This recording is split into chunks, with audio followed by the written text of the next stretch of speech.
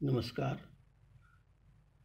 नरहर कुरुंदकर प्रगत अध्ययन आणि संशोधन केंद्राच्या वतीनं आजचे वक्ते प्राध्यापक श्रीकांत देशमुख आणि सर्व दर्शक श्रोत्यांचं मी स्वागत करतो.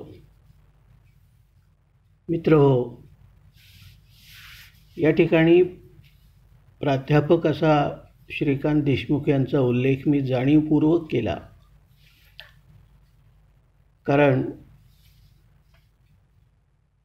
ते सध्या लातूर या ठिकाणी विभागीय सहकार आयुक्त म्हणून कार्यरत आहेत. पण त्यापूर्वी नांदेडच्या पीपल्स कॉलेजमध्ये 1988 ते 1993 अशी 4 शैक्षणिक वर्ष ते राज्यशास्त्राचे प्राध्यापक म्हणून कार्यरत होते. आपल्यापैकी कदाचित अनेकांना हे माहीत नसेल, म्हणून मी मुद्दाम हे नमूद करतो. खानदेशातील ग्रामीण जीवनाचे दशावतार भोगत जिद्दीनं त्यांनी शालेय शिक्षण पूर्ण केलं आणि जालन्याच्या JES कॉलेजमधून पदवी शिक्षण पूर्ण केलं. जालन्यात असताना आदरणीय श्री शिवाजीराव गवळकर, जे कुरुंदकर गुरुजींच्या पहिल्या पुस्तकाचे सहलेखक होते, त्यांचा सहवास त्यांना लाभला आहे. पुढे औरंगाबादच्या डॉक्टर बाबासाहेब आंबेडकर मराठवाडा विद्यापीठातून राज्यशास्त्र विषयात त्यांनी पदव्युत्तर शिक्षण पूर्ण केलं आणि पीपल्स कॉलेजमध्ये आमचे सहकारी म्हणून ते रुजू झाले. या काळातच त्यांच्या कविवृत्तीचा आणि अभ्यासू वृत्तीचा आम्हाला परिचय झाला. 1993 साली प्रशासकीय क्षेत्रात जाण्याचं त्यांनी ठरवलं.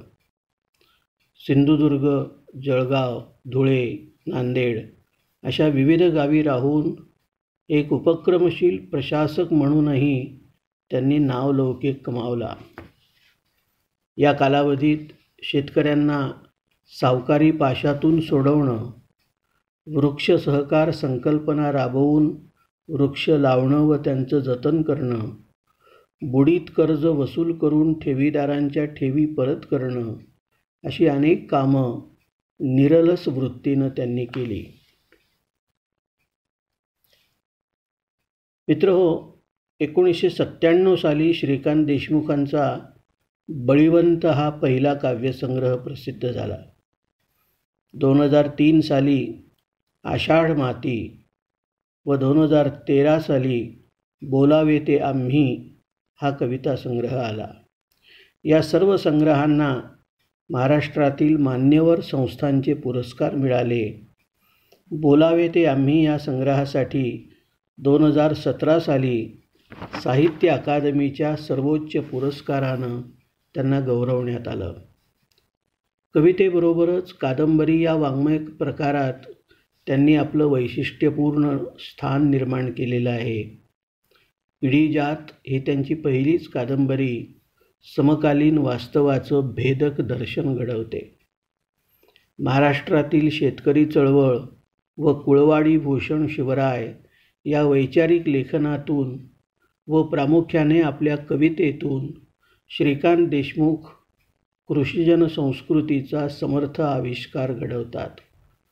नजीकच्या भविष्यात त्यांचा लोळण फुगडी हा कविता संग्रह व कोवळे वर्तमान ही कादंबरी वाचकांच्या भेटीला येत आहे. मी त्यासाठी त्यांना हार्दिक शुभेच्छा देतो व वैचारिक साहित्यातील कृषीजन संस्कृती या महत्त्वपूर्ण विषयावर त्यांनी आपलं चिंतन व्यक्त करावं अशी विनंती करतो. आपल्या अत्यंत व्यस्त कार्यभारात आमच्यासाठी वेळ दिल्याबद्दल कुरुंदकर संशोधन केंद्राच्या वतीनं मी त्यांचे मनःपूर्वक आभार मानतो. धन्यवाद. कुरुंदकर प्रगत अध्ययन व संशोधन केंद्र याच्या वतीनं आयोजित केलेलं हे व्याख्यान वैचारिक लेखनातील कृषी ग्रामसंस्कृती हा खरं म्हणजे आजच्या या चर्चेचा आणि एकंदरीत आपल्या विवेचनाचा विषय आहे.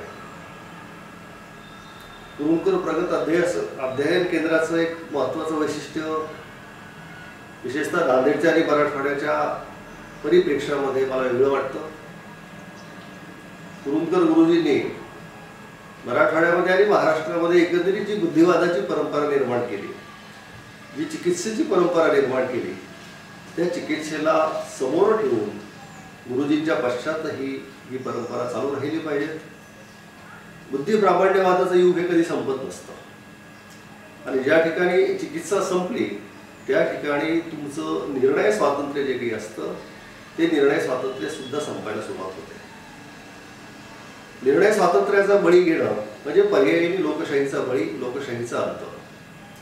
ती जर टिकून राहायची असेल तर ज्या चिकित्सेच्या युगाला मध्ययुगामध्ये सुरुवात झाली ती चिकित्सा अलीकडच्या काळामध्ये आपल्याला असं दिसतं की काही अनेक अशी जी कारणं आहेत जी समाजावरती अतिशय अंतप्रवाही अशा स्वरूपाचा प्रभाव करताना आपल्याला दिसतात आणि त्यामुळं माणसं चिकित्सा करत नाहीत, विचार करत नाहीत आणि आपल्या भोवती जे काही अघटित घडत आहे किंवा ज्या काही चुकीच्या गोष्टी घडत आहेत ते कशामुळं घडतं याची कारणे मीमांसा करत नाहीत आणि त्याचा परिणाम असा होतो की समाजामध्ये एका बाजूनी बुद्धिवादाचा पराभव व्हायला सुरुवात होते आणि त्याचा परिणाम म्हणून एक अंधकाराचं युग हे निर्माण व्हायला सुरुवात होते. कुरुंकर गुरुजींचं योगदान यासाठीच अतिशय महत्त्वाचं आहे की त्यांच्या जीवित काळामध्ये अशा स्वरूपाचे जे जे काही प्रसंग निर्माण झाले त्या प्रत्येक प्रसंगामध्ये ते स्वतः ठामपणे चिकित्सेच्या बाजूने उभे राहिले, निर्णय स्वातंत्र्याच्या बाजूने उभे राहिले. या पार्श्वभूमीवर जर आपण विचार केला तर त्यांच्या नावाने सुरू असलेल्या या प्रगत अध्ययन केंद्राच्या माध्यमातून आपण जो विचार करतोय, समाजापर्यंत पोहोचवण्याचा जो प्रयत्न करतोय तो नक्कीच स्वागतार्ह अशा स्वरूपाचा आहे आणि त्यामध्ये सर्वांनी मनपूर्वक जो काही सहभाग नोंदवलेला असतो तो सुद्धा अतिशय महत्त्वाचा असतो. आपण वैचारिक लेखनाबद्दल ज्यावेळेस बोलत असतो त्यावेळेला सर्वसाधारणपणे विचार आणि विज्ञान, विचार आणि एकंदरीत संशोधनाच्या नव्या दिशा, विचार आणि समाज परिवर्तन, समाज प्रबोधन या बाजूने प्रामुख्याने आपण त्याची मांडणी करतो. परंतु आज आपण ज्या एका टप्प्यावर आहे साधारणतः जागतिकीकरणामध्ये अशा स्वरूपाची एक मांडणी होऊ लागली की हे जे युग आहे ते एंड ऑफ आयडिओलॉजी म्हणजे एक वैचारिक अंताचं अशा स्वरूपाचं हे युग आहे. म्हणजे याचा अर्थ नेमका काय होतो की विचारांचा शेवट जवळ आलेला आहे. खरं म्हणजे आपल्याला हे सगळं माहिती आहे की विचारांचा शेवट जवळ येणं म्हणजे नेमकं काय असतं. उदय प्रकाशांची एक कविता अनेक शून्य लोकांना माहिती असते की आदमी मरने के बाद कुछ नहीं सोचता, आदमी मरने के बाद कुछ नहीं बोलता, कुछ ना बोलने से, कुछ ना सोचने से आदमी मर जाता है. मुळात हे जर आपण गृहीत धरलं तर विचाराचं युग संपणं म्हणजे काय याची भयावहता नेमकी कशा स्वरूपाची असते ती आपल्या लक्षात येऊ शकते, ध्यानात येऊ शकते. म्हणून विचारशीलता आणि समाज, विचारशीलता आणि माणूस, विचारशीलता आणि एकत्रित आपलं जगणं, विचारशीलता आणि माणसाचा इतिहास आणि सगळ्यात महत्त्वाचं म्हणजे विचारशीलता आणि वर्तमान याची ज्यावेळेस आपण साधनेजोड करायचा प्रयत्न करत असतो त्यावेळेला इतिहासाच्या त्या टप्प्यावरती वेगवेगळ्या पद्धतीने प्रबोधन काळामध्ये पुढे कशा स्वरूपाचे विचार मांडलेले आहेत हे समजून घेणं ही आपली एक वेगळ्या अर्थाने जबाबदारी ठरते. वैचारिक साहित्य आणि कृषी संस्कृती या विषयावर बोलत असताना किंवा मांडणी करत असताना हाच विषय मी का निवडावा हा एक अतिशय गमतीशीर अशा स्वरूपाचा प्रश्न आहे. मित्र हो, आपल्या सगळ्यांना माहिती आहे की सर्वसाधारणपणे आपण जे काही म्हणतो म्हणजे अगदी बोधवाक्यासारख्या ह्या सगळ्या बाबी झालेल्या आहेत की जसं महात्मा गांधींनी म्हटलं की भारत हा खेड्याचा देश आहे किंवा अलीकडच्या काळामध्ये पी साईला त्यांनी असं एक विधान केलेलं आहे की विदर्भ ही शेतकऱ्यांची स्मशानभूमी आहे.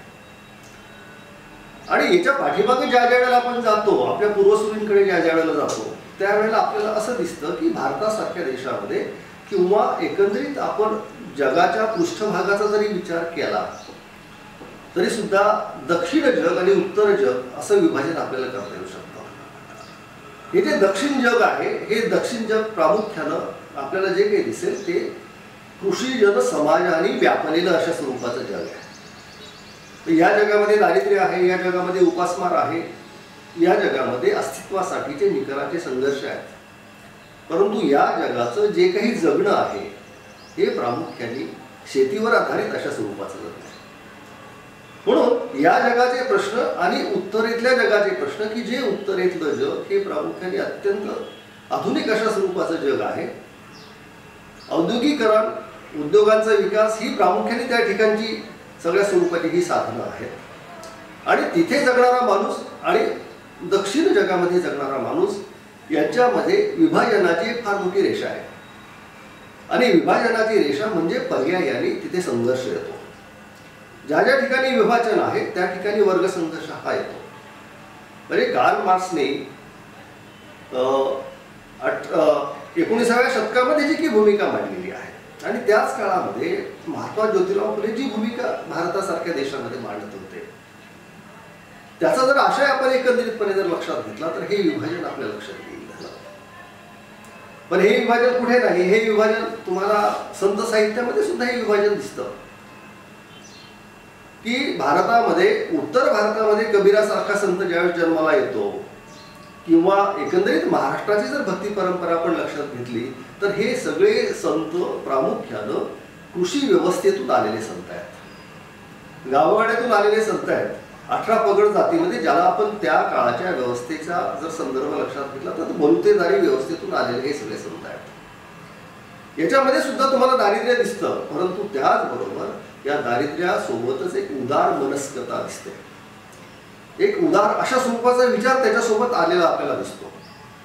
आणि म्हणूनच आपल्याला वैचारिक लेखनामध्ये म्हणजेच पर्यायाने ज्याने म्हणजे मला इथे वैचारिक लेखन म्हणत असताना फक्त ते दृश्य स्वरूपामध्ये किंवा लिखित स्वरूपात किंवा त्यामध्ये कशा कशा पद्धतीने मांडणी झालेली आहे फक्त एवढंच अपेक्षित नाही. माझ्या समोर आहे तो काळाचा संदर्भ आहे, काळाचा मोठा पट माझ्या समोर आहे आणि हा जो काळाचा पट ज्यावेळेस आपण समोर ठेवतो तर त्या काळाला जोडून येणारे विचार हे त्याच वेळेला महत्त्वाचे ठरतात. या काळाला जोडून आणणारे विचार खूप कुठले आहेत, मग ते काळाला जोडून येणारे विचार फक्त त्या काळाबद्दलच बोलतात, त्या काळाच्या भविष्य काळाबद्दल बोलतात की त्या काळाच्या वर्तमानाबद्दल बोलतात की भूतकाळाबद्दल बोलतात. म्हणून त्या काळाबद्दल बोलत असताना जो विचारक एकंदरीत आपल्या इतिहासामध्ये डोकावून वर्तमानाची चिकित्सा करून भविष्याची मांडणी करतो त्यावेळेला त्यातून काहीतरी महत्त्वाच्या गोष्टी ह्या निष्पन्न होतात. म्हणून आपण एक साधारणपणे म्हणतो की आपल्या देशाला स्वातंत्र्य मिळालं, आपल्या देशाला स्वातंत्र्य मिळालं याचा अर्थ आपल्या समाजाला स्वातंत्र्य मिळालं का? राजकीय दृष्ट्या आपण मुक्त झालो म्हणजे आपण सामाजिक दृष्ट्या आर्थिक दृष्ट्या मुक्त झालो का? या अनेक गोष्टीचा ज्यावेळेस आपण विचार करतो त्यावेळेला मला स्वतःला स्वातंत्र्यानंतरचं जे स्वातंत्र्य आहे ते मला जास्त महत्त्वाचं वाटतं. म्हणजे स्वातंत्र्यानंतरचं स्वातंत्र्य काय असतं बाबा नेमकं, तर मला भीती बाजूला ठेवून जगता यायला पाहिजे. मला असं वाटलं पाहिजे की ही भूमी माझी आहे, हा देश माझा आहे, ही जमीन माझी आहे, इथला विचार माझा आहे. याचा अर्थ मला जे वाटतं तेच खरं असंही नाही. म्हणजे स्वैर विचार किंवा मला माझ्या बुद्धीला पटेल, मला जे करता येईल ते करता येणं म्हणजे स्वातंत्र्य असा त्याचा अर्थ नाही. तसा वेगळ्या अर्थाने जर विचार केला तर स्वातंत्र्याचा अर्थ हा मर्यादितच असतो. इतरांना कुठेही इजा न पोहोचवता, त्याच्या भावना न दुखावता, त्याचा जो काही जगण्याचा परीघ आहे त्या परीघाला सीमित न करता आपला परीघ वाढवणं ही खरी स्वातंत्र्याची परिभाषा आहे. मग ही मराठीमधल्या एकंदरीत वैचारिक लेखनातून कशा पद्धतीने आली आणि त्याचा संबंध शेती जीवनाशी कशा पद्धतीचा आहे याचा विचार करणं जास्त गरजेचं आहे. 1818 साली पेशवाईचा अस्त झाला आणि याच काळामध्ये एक आपल्याला असं दिसतं चित्र की इंग्रजी शिक्षणाच्या आरंभ काळ जो आहे तो आरंभ काळ या पेशवाईच्या अस्तापासून सुरू होतो किंवा त्याच्याही थोडासा आधी येतो. आणि त्यातून एक असं झालं की नवशिक्षितांचा एक वर्ग या ठिकाणी तयार करायला सुरुवात झाली की जो आपल्या बुद्धीने विचार करायला लागतो, स्वतःच्या बुद्धीने विचार करणं आणि परंपरेने चालत आलेलं सांगणं की हे माझ्या वडिलांनी सांगितलं, हे माझ्या आजोबांनी सांगितलं, किंवा हा मी ज्या समूहाचा भाग आहे तो समूह सांगतो म्हणून मी हे करतो, अशा स्वरूपाची ही एक धारणा आहे. हे दोन स्वतंत्र विचार पद्धती आहेत. एक पद्धती ही बुद्धी प्रामाण्यवादाकडे झुकलेली आहे की जी म्हणते की माझ्या बुद्धीला काय पटतं, म्हणजे इथे विज्ञान त्याला जोडून देतं. आणि दुसरी जी पद्धती आहे ती परंपरेला भिडून चालणारी आहे की मी विचार करणार नाही, मला पूर्वजांनी काय सांगितलं ते मी करेन. आणि हा जो सगळा कालखंड आहे, या कालखंडामध्ये आपल्याला हे दिसतं की 1857 साल हे एकंदरीत भारताच्या बौद्धिक क्रांतीच्या दृष्टीने मला अतिशय महत्त्वाचं वाटतं की 1857 साली भारतामध्ये ब्रिटिशांनी 3 विद्यापीठांची स्थापना केली, मुंबई, कलकत्ता आणि मद्रास. आणि या 3 विद्यापीठामधनं नवशिक्षितांचा, ज्याला नुसतं साक्षर असं मी म्हणणार नाही, साक्षरता ही फक्त वेगळ्या अर्थाने भौतिक अशा स्वरूपाची बाब आहे की ज्याला लेखन वाचन येतं तो साक्षर, परंतु लेखन वाचनासोबतच ज्याला विचार करता येतो आणि विचार मांडता येतो, नवीन काही या समाजाला बदलवण्यासाठी आपण काय केलं पाहिजे अशी मांडणी करणारा जो काही विचार आहे, असा जो काही वर्ग आहे तो या विद्यापीठातून निर्माण व्हायला सुरुवात झाली होती. आणि डॉक्टर बाबासाहेब आंबेडकर ज्याला म्हणायचे की इंग्रजी शिक्षण हे वाघिणीचे दूध आहे, ते याच अर्थाने आहे की कुठेतरी भारतीय परंपरेचा जर आपण विचार केला तर भारतीय परंपरा ही प्रामुख्याने कशी काय म्हणजे साचलेली अशा स्वरूपाची एक समाज व्यवस्था आहे. इथे तुम्हाला विचार करण्यासाठी स्वातंत्र्य नाही आहे. आणि ज्याने कुठे नवीन विचार मांडण्याची सुरुवात केली किंवा मांडला त्या लोकांना या ठिकाणी भयंकर त्रास सोसावा लागलेला आहे. म्हणून एकंदरीत भारतीय व्यवस्थेचं जर चित्र आपण लक्षात घेतलं तर या समाजाची एक साचेबद्धता जी आहे ती बुद्धिवादाला प्रतिकूल अशा स्वरूपाची आहे. म्हणून भारतीय समाज हा पर्यायी अलोकशाहीवादी समाज आहे. या अलोकशाहीवादी समाजामध्ये ब्रिटिशांच्या आगमनाच्या नंतर चिकित्सेच्या युगाला प्रारंभ झालेला आहे. हे अगदी ज्यांना कोणाला ब्रिटिशांना किंवा गोऱ्यांना विरोध करायचा किंवा तथाकथित राष्ट्रवादाचा जो काही पुरस्कार करायचा आहे त्यांना सुद्धा हे मान्यच करावं लागेल की भारतामध्ये नवीन विचाराचा आरंभ जो काही झालेला आहे, प्रामुख्याने ज्याला आधुनिक विचार असं म्हणतो मी, नवीन म्हटल्यानंतर आधुनिक, ही आधुनिकता ही जगण्याकडे बघण्याचा दृष्टिकोन याच्याशी प्रामुख्याने निगडीत असते. तर हा जो आधुनिक विचार आहे, हा आधुनिक विचार या ठिकाणी विद्यापीठांची स्थापना झाल्यानंतर व्हायला सुरुवात झाली. म्हणजे सरळ सरळ भारताचे 2 भाग आपल्याला पाडावे लागतात, एक वसाहतपूर्व कालखंड आणि वसाहती कालखंड. आणि वसाहत कालखंड जो आहे प्रामुख्याने याच्यामध्ये आपल्याला असं दिसेल की जे काही पाठीमागे होतं ते बदलायला सुरुवात झालेली आहे.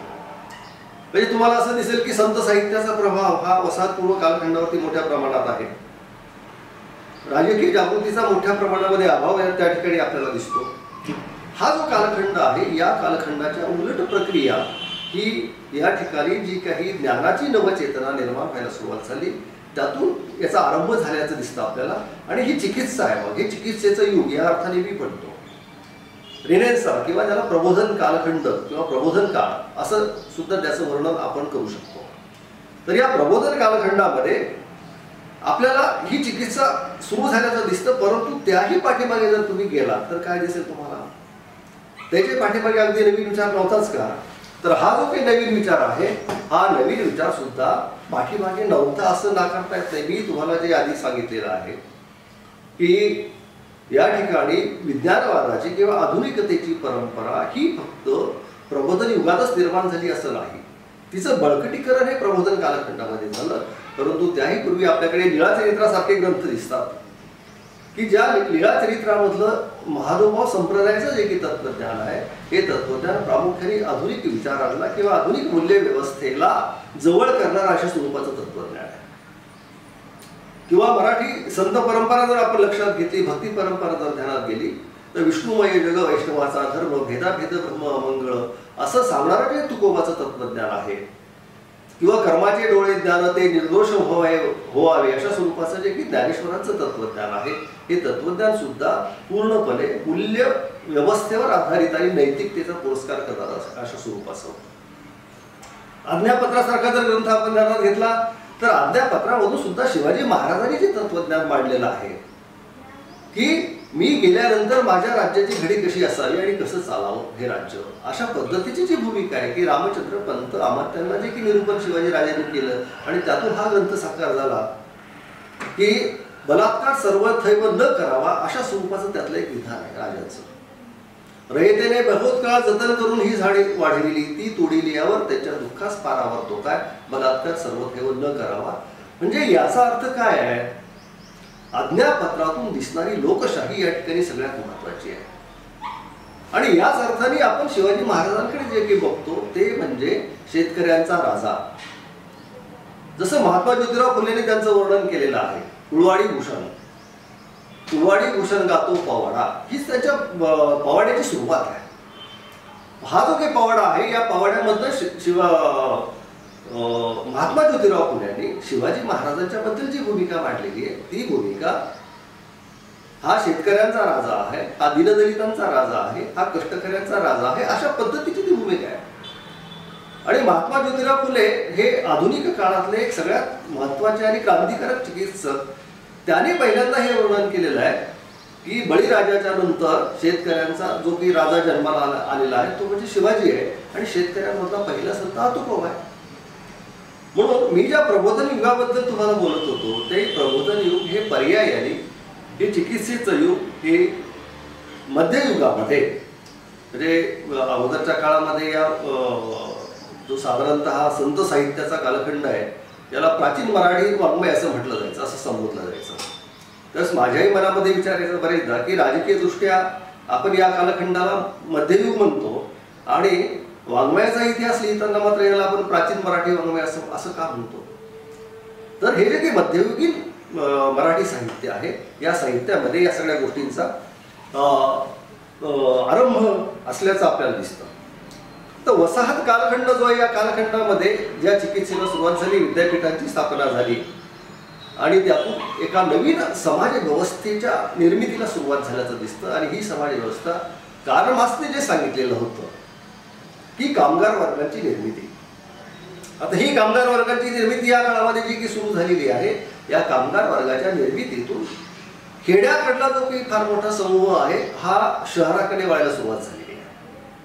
म्हणजे हे जे काही मायग्रेशन आहे, हे जे स्थलांतर आहे, या स्थलांतराकडे नेमकं आपण कसं बघायचं आणि या स्थलांतराकडे बघत असताना त्याचा एकंदरीत विचारावरती, समाज व्यवस्थेवरती कशा स्वरूपाचा परिणाम होतो याचा सुद्धा विचार करण्याची गरज असते. म्हणजे कधी पण हे लक्षात घेतलं पाहिजे की वैचारिक लेखन असेल, कथा, कविता, कादंबरी काही असू देत, हे पुढे निर्वात पोकळीमध्ये निर्माण होत नाही किंवा जन्माला येत नाही. त्याला असणारा एकंदरीत त्याच्या सभोवताल जो काही आहे, जो काही जगण्याचा त्याचा परिवेश आहे त्या काळातला, त्या लेखकाचा, त्या विचारवंताचा, तो सुद्धा त्याच्यामध्ये डोकावत असतो. म्हणून नवीन चिकित्सेच्या युगाला जो काही प्रारंभ झालेला आहे हा प्रारंभ अनेक पातळ्यांवरती अतिशय महत्वाचा असा मानावा लागेल. आणि याच्यामध्ये एक जे भाग मी तुम्हाला सांगितला की हे जे भौतिक स्वरूपाचे बदल व्हायला लागलेले आहेत, की हा जो भौतिक बदल कशा स्वरूपाचा की खेड्यातला माणूस शहराकडे वळणं आणि शहरामध्ये त्यांनी आपल्या अस्तित्वाचा शोध घ्यायला सुरुवात करणं. खेड्याकडून शहराकडे वळण्याची प्रक्रिया केव्हा निर्माण होते, एक माणूस एका जागेवरनं दुसरीकडे स्थलांतर का करतो. हे जे की स्थलांतर आहे,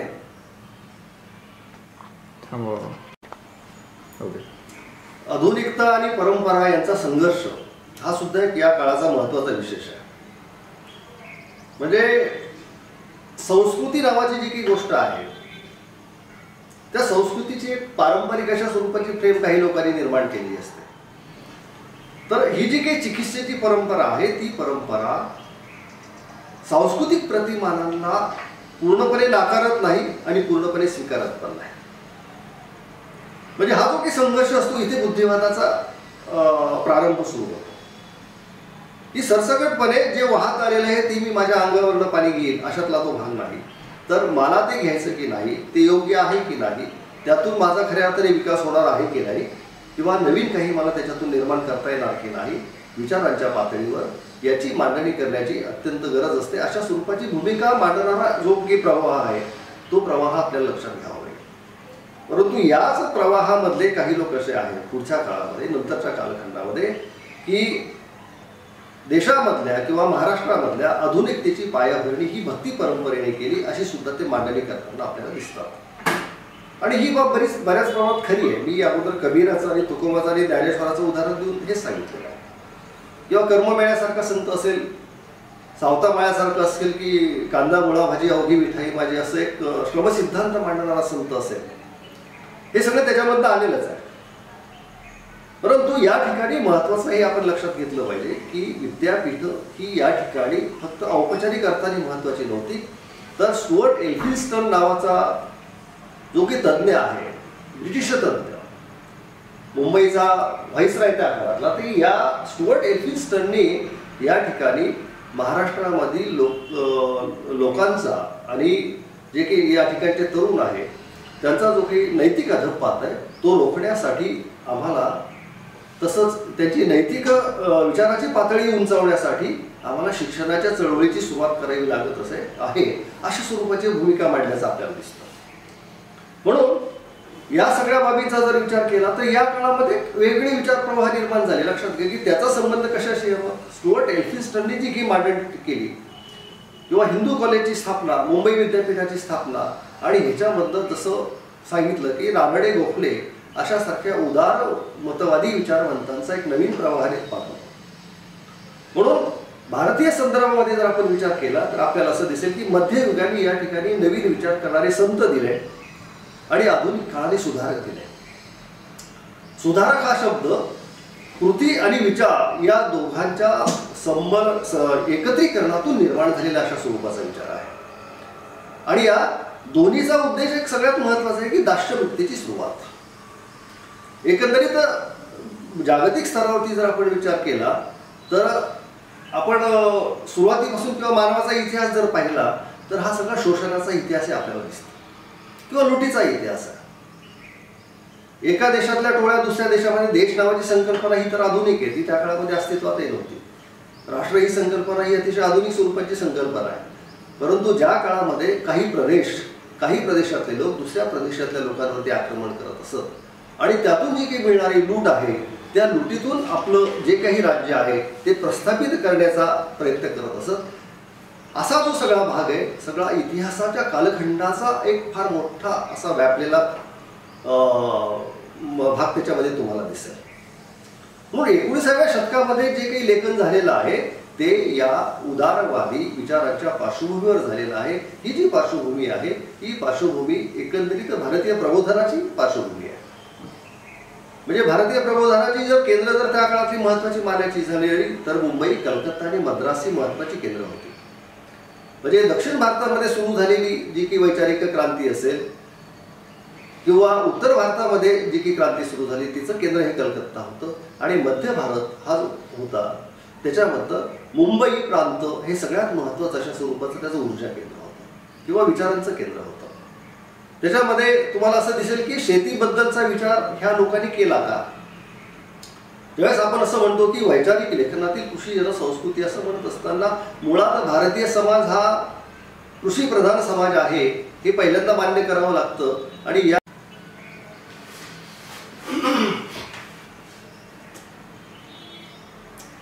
प्रबोधन कालखंडामध्ये ज्या ठिकाणी वर्तमानपत्रांची सुरुवात झाली, काही नियतकालिकांची सुरुवात झाली, जसं महात्मा ज्योतिराव फुले असतील, आगरकर असतील, गोखले असतील, या सगळ्या मंडळींनी आपले विचार मांडण्यासाठी काही साधनं सुद्धा त्या ठिकाणी निर्माण केली. आणि मग अग्रलेख असतील, वैचारिक ग्रंथ असतील किंवा त्यांनी वेळोवेळी केलेली जी की आंदोलन असतील त्याच्यामधल्या भूमिका असतील, याच्यामधून शेतीविषयक भूमिका काय आहे त्याच्या ह्या अधिक स्पष्ट झालेल्या आपल्याला दिसतात. परंतु त्याचबरोबर आपण एक लक्षात घेतलं पाहिजे की भारतामध्ये छापखान्यांची सुरुवात ही सुद्धा एका क्रांतीची सुरुवात होती. छापखाने म्हणजे विचार, नवीन काही देण्याची जी काही उर्मी आहे, मला जे वाटतं ते मी छापील स्वरूपामध्ये इतरांपर्यंत पोहोचवू शकतो याच्यासाठी असणारं जे आधुनिक संसाधन आहे हे छापखान्यांच्या रूपाने आपल्याला दिलं. हस्तलिखित असेल किंवा भूर्जपत्र असतील याच्या माध्यमातून मर्यादित लोकांपर्यंतच ते सगळे विचार जायचे. परंतु वृत्तपत्रांची जी सुरुवात झाली आणि छापखान्यांची जी सुरुवात झाली त्यातून बऱ्याच वेगवेगळ्या अभिव्यक्तीच्या पद्धती समोर आलेल्या दिसतात. म्हणजे तुम्हाला गंमत वाटेल की काही ग्रंथ इतके गमतीशीर आहेत त्या कालखंडामध्ये, आणि शेतीबद्दल ही माणसं कशा पद्धतीचा विचार करतात हे सुद्धा सांगणार आहे, की जे विचार आज जे काही शेती क्षेत्रातले संशोधक आणि जे कोणी विद्यार्थी असतील ते करतात त्या पद्धतीचं ते सगळं तुम्हाला दिसेल. म्हणजे सिनियर मरी नावाचे एक गृहस्थ त्या काळातले आहेत आणि त्यांनी अशा स्वरूपाचा ग्रंथ लिहिलेला आहे की दक्षिण देशात तुतीचे झाड करण्याची व रेशीम किडे पाळण्याची व रेशीम उत्पन्न करण्याची रीती, हे त्या ग्रंथाचं शीर्षक आहे. म्हणजे शीर्षक बघा किती प्रचंड अशा स्वरूपाचा लाभ आहे. आणि एका ब्रिटिश लेखकाने हा ग्रंथ लिहिलेला आहे.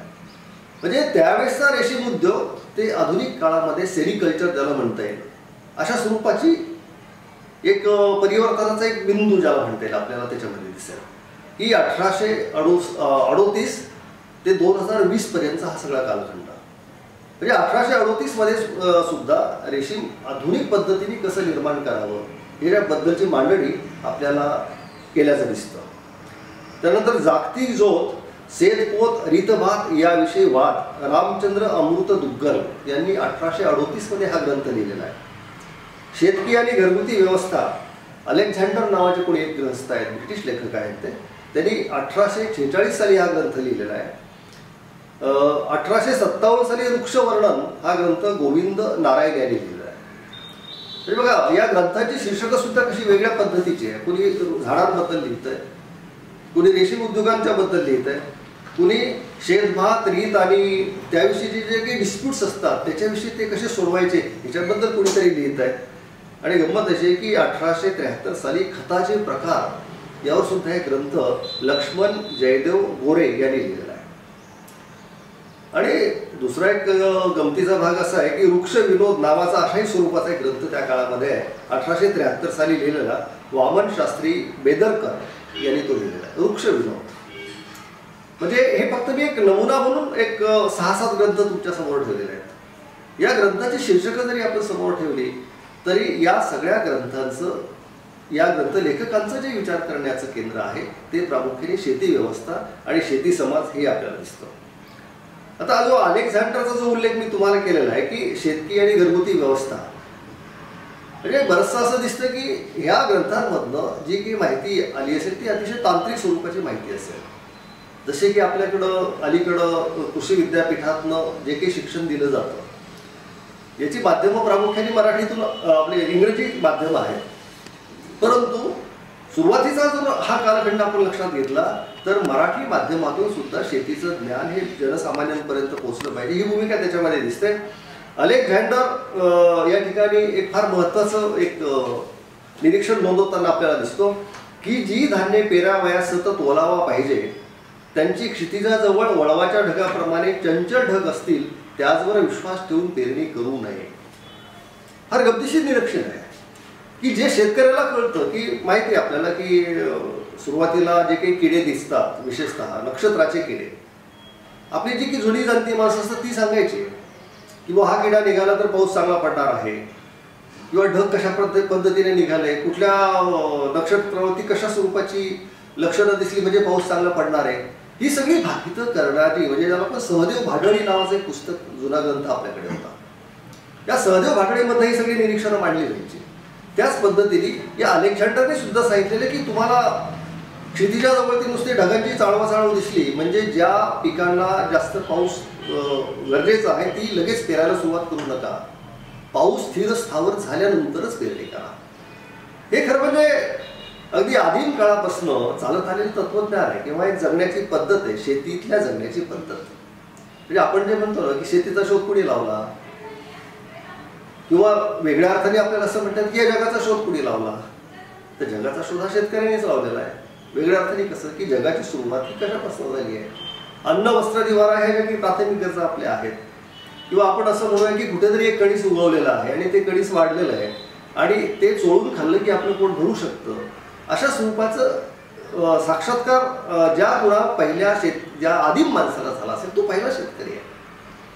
किंवा त्या कणसामधनं उगवलेलं जे काही बियाणं आहे ते जर आपण मातीमध्ये टाकलं आणि त्याच्यातून नवीन काही रोपं निर्माण होतात आणि त्यातून एका दाण्यापासून आपण हजार लाखो दाणे निर्माण करू शकतो, हा शोध हा खरं म्हणजे जगातला सगळ्यात क्रांतिकारी शोध होता असं मानावं लागेल.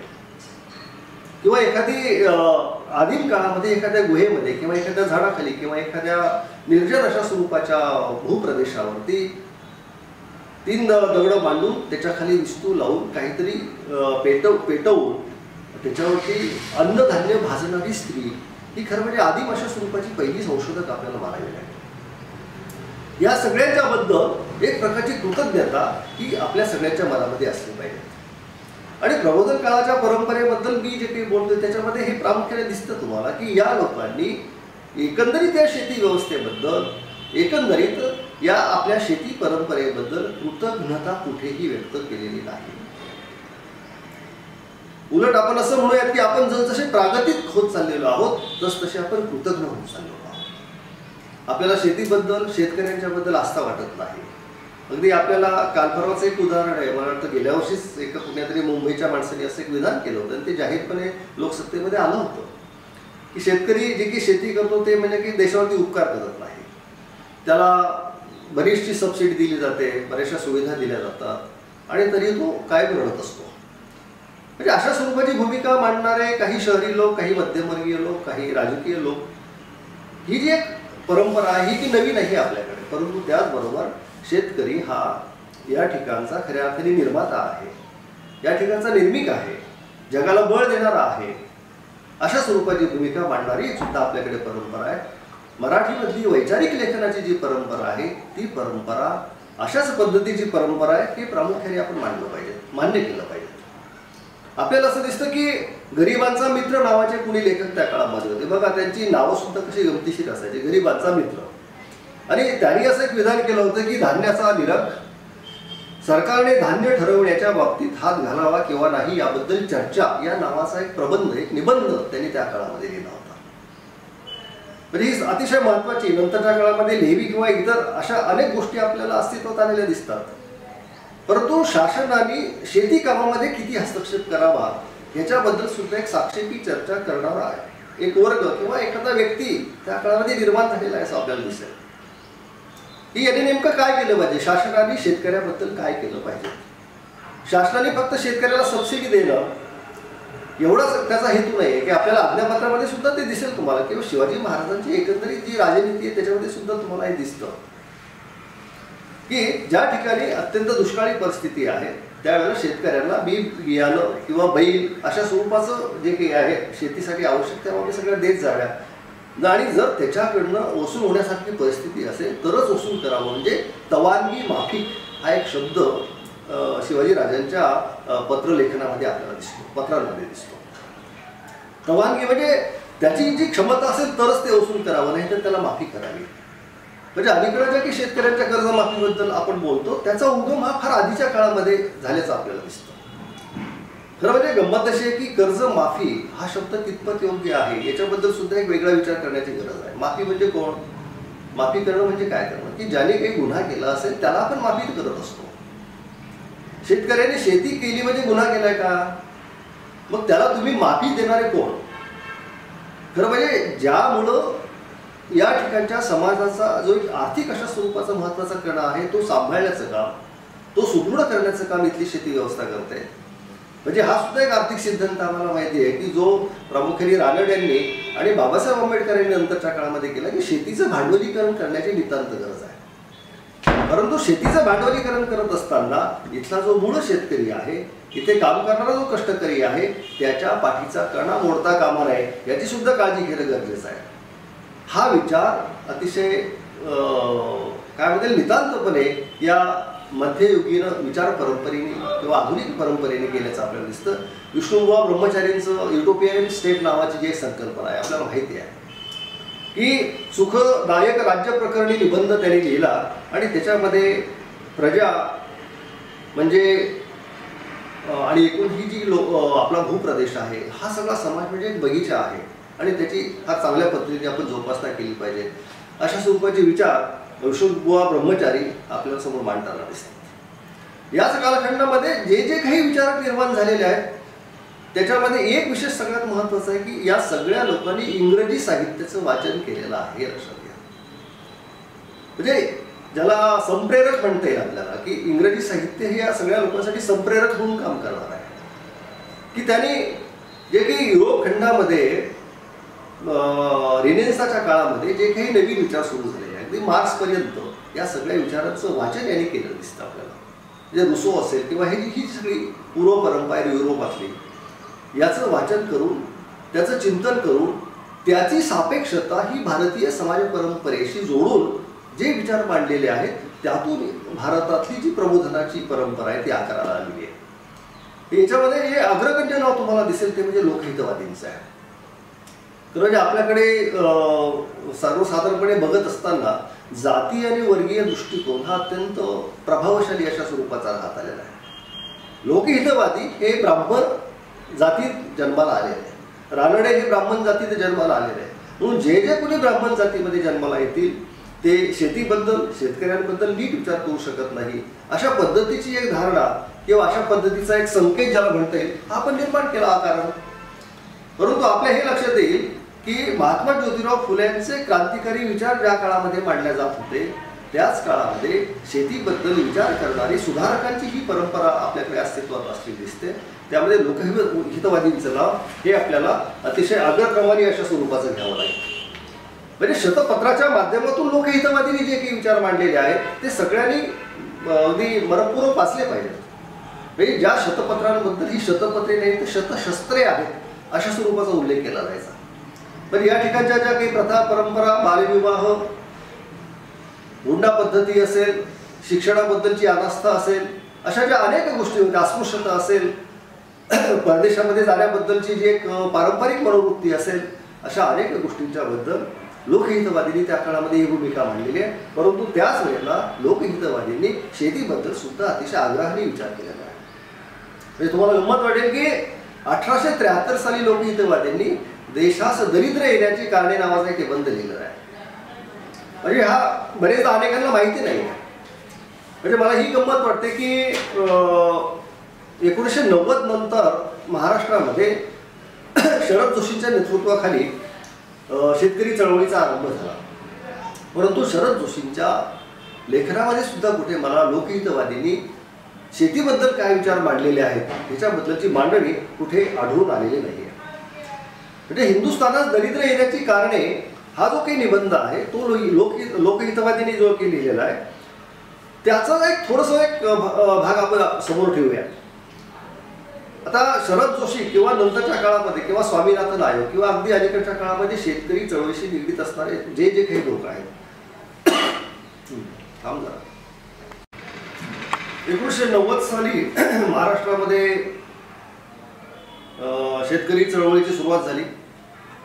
म्हणजे 1978-19 हा जो कालखंड आहे शरद जोशींचा परदेशातून या ठिकाणी येण्याचा कालखंड आहे. आणि त्यांनी जी की सुरुवात केली की शेतीमालाला उत्पादन खर्चावर आधारित भाव मिळाला पाहिजे. यासोबतच त्यांनी एक मांडणी अशी केली होती की मी नवीन काहीच मांडत नाही, तर माझ्या पूर्वसुरीने जे मांडलेलं आहे ते फक्त मी अर्थशास्त्रीय परिभाषेमध्ये मांडतो.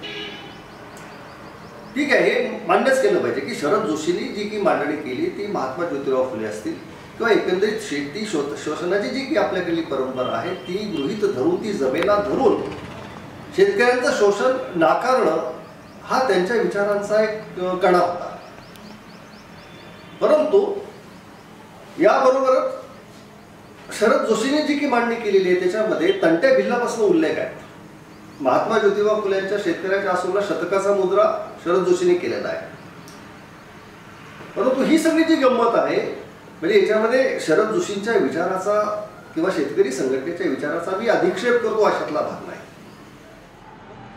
तर शेती व्यवस्था जर तुमची दुर्बळ असेल, शेतकऱ्यांचं शोषण जर हे अव्याहतपणे चालत असेल तर देश समर्थपणे उभा राहू शकत नाही.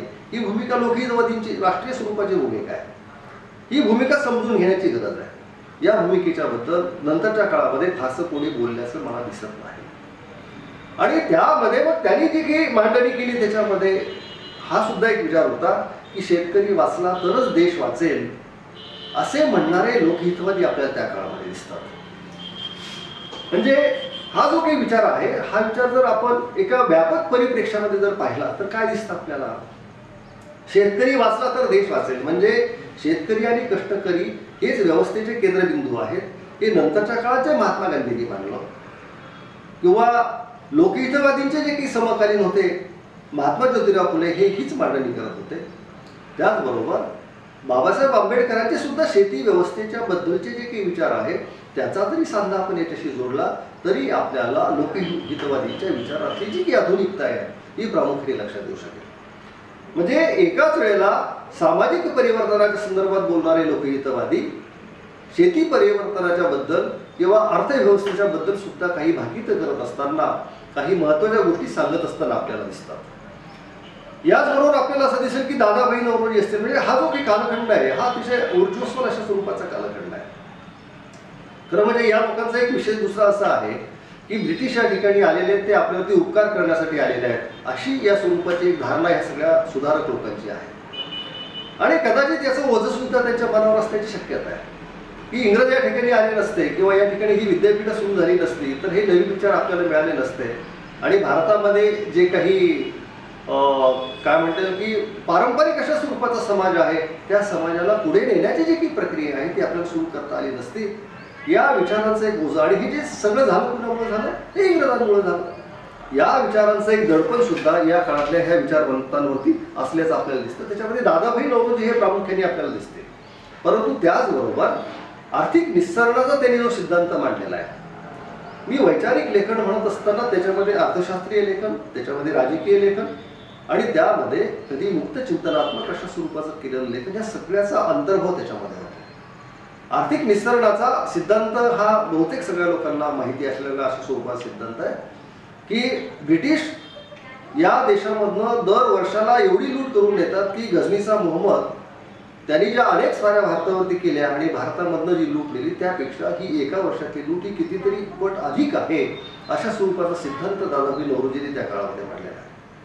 आणि प्रामुख्याने हे काय आहे की आपल्याला हे दिसतं की काही ब्रिटिश विचारवंत त्या काळामध्ये ही मांडणी करत दिसतात की भारत हा देश जगाच्या पाठीवरचा समृद्ध अशा स्वरूपाची नैसर्गिक संपत्ती असलेला आणि मनुष्यबळ असलेला असा देश आहे आणि म्हणून शोषण करण्यासाठी तो सगळ्यात जास्त लायक आहे. याचं कारण काय की या इथल्या समूहाला स्वत्वाविषयीची जाणीव तिचा पूर्णपणे अभाव आहे परंतु साधन संपत्ती मात्र भरपूर आहे आणि म्हणून शोषण करण्यासाठी लायक असणारा असा देश म्हणून भारताकडे पाहिलं जातं. आणि म्हणून आपल्याही लक्षात येईल की या कालखंडामधला म्हणजे विशेषतः ब्रिटिश कालखंडामधली जी एक शोषण परंपरा आहे जिचं वर्णन आपण वसाहतवादी परंपरा म्हणजे ज्या सरंजामी व्यवस्थेमध्ये आपण होतो त्या सरंजामी व्यवस्थेचं रूपांतर हे वसाहतवादी परंपरेमध्ये झालेलं आहे. या वसाहतवादी शोषणाचा चेहरा मांडताना आपल्याकडे हे विचारवंत दिसतं. त्याच्यामध्ये दादाभाई नौरोजी भास्कर पांडुरंग तरखडकर हे सुद्धा एक अतिशय महत्त्वाचे विचारवंत त्यामध्ये दिसतात. आणि रामकृष्ण विश्वनाथ यांच्याबद्दल आपण आवर्जून बोललं पाहिजे की त्यांनी प्रभाकरमधून जे काही लेखन करायचे ते विशेषतः लोकहितवादींचंही जे काही बरंचसं लेखन आहे ते प्रभाकरमधून आलेलं आहे. शतपत्रे ही प्रभाकरमधून आलेली आहे. तर या प्रभाकरमध्ये त्यांनी एक अतिशय महत्त्वाचं विधान केलेलं आहे की जे विधान आजही आपल्याला विचार करण्यासाठी प्रेरक अशा स्वरूपाचं आहे. भारतीय समाजाला दैन्यातून बाहेर काढायचे असेल तर कृषी संस्कृतीऐवजी उद्योग आणि विज्ञान संस्कृतीची कास धरणे आवश्यक आहे. लक्षात घ्या प्रभाकरचा कालखंड हा साधारणतः 19व्या शतकातला मध्यकाळ आहे.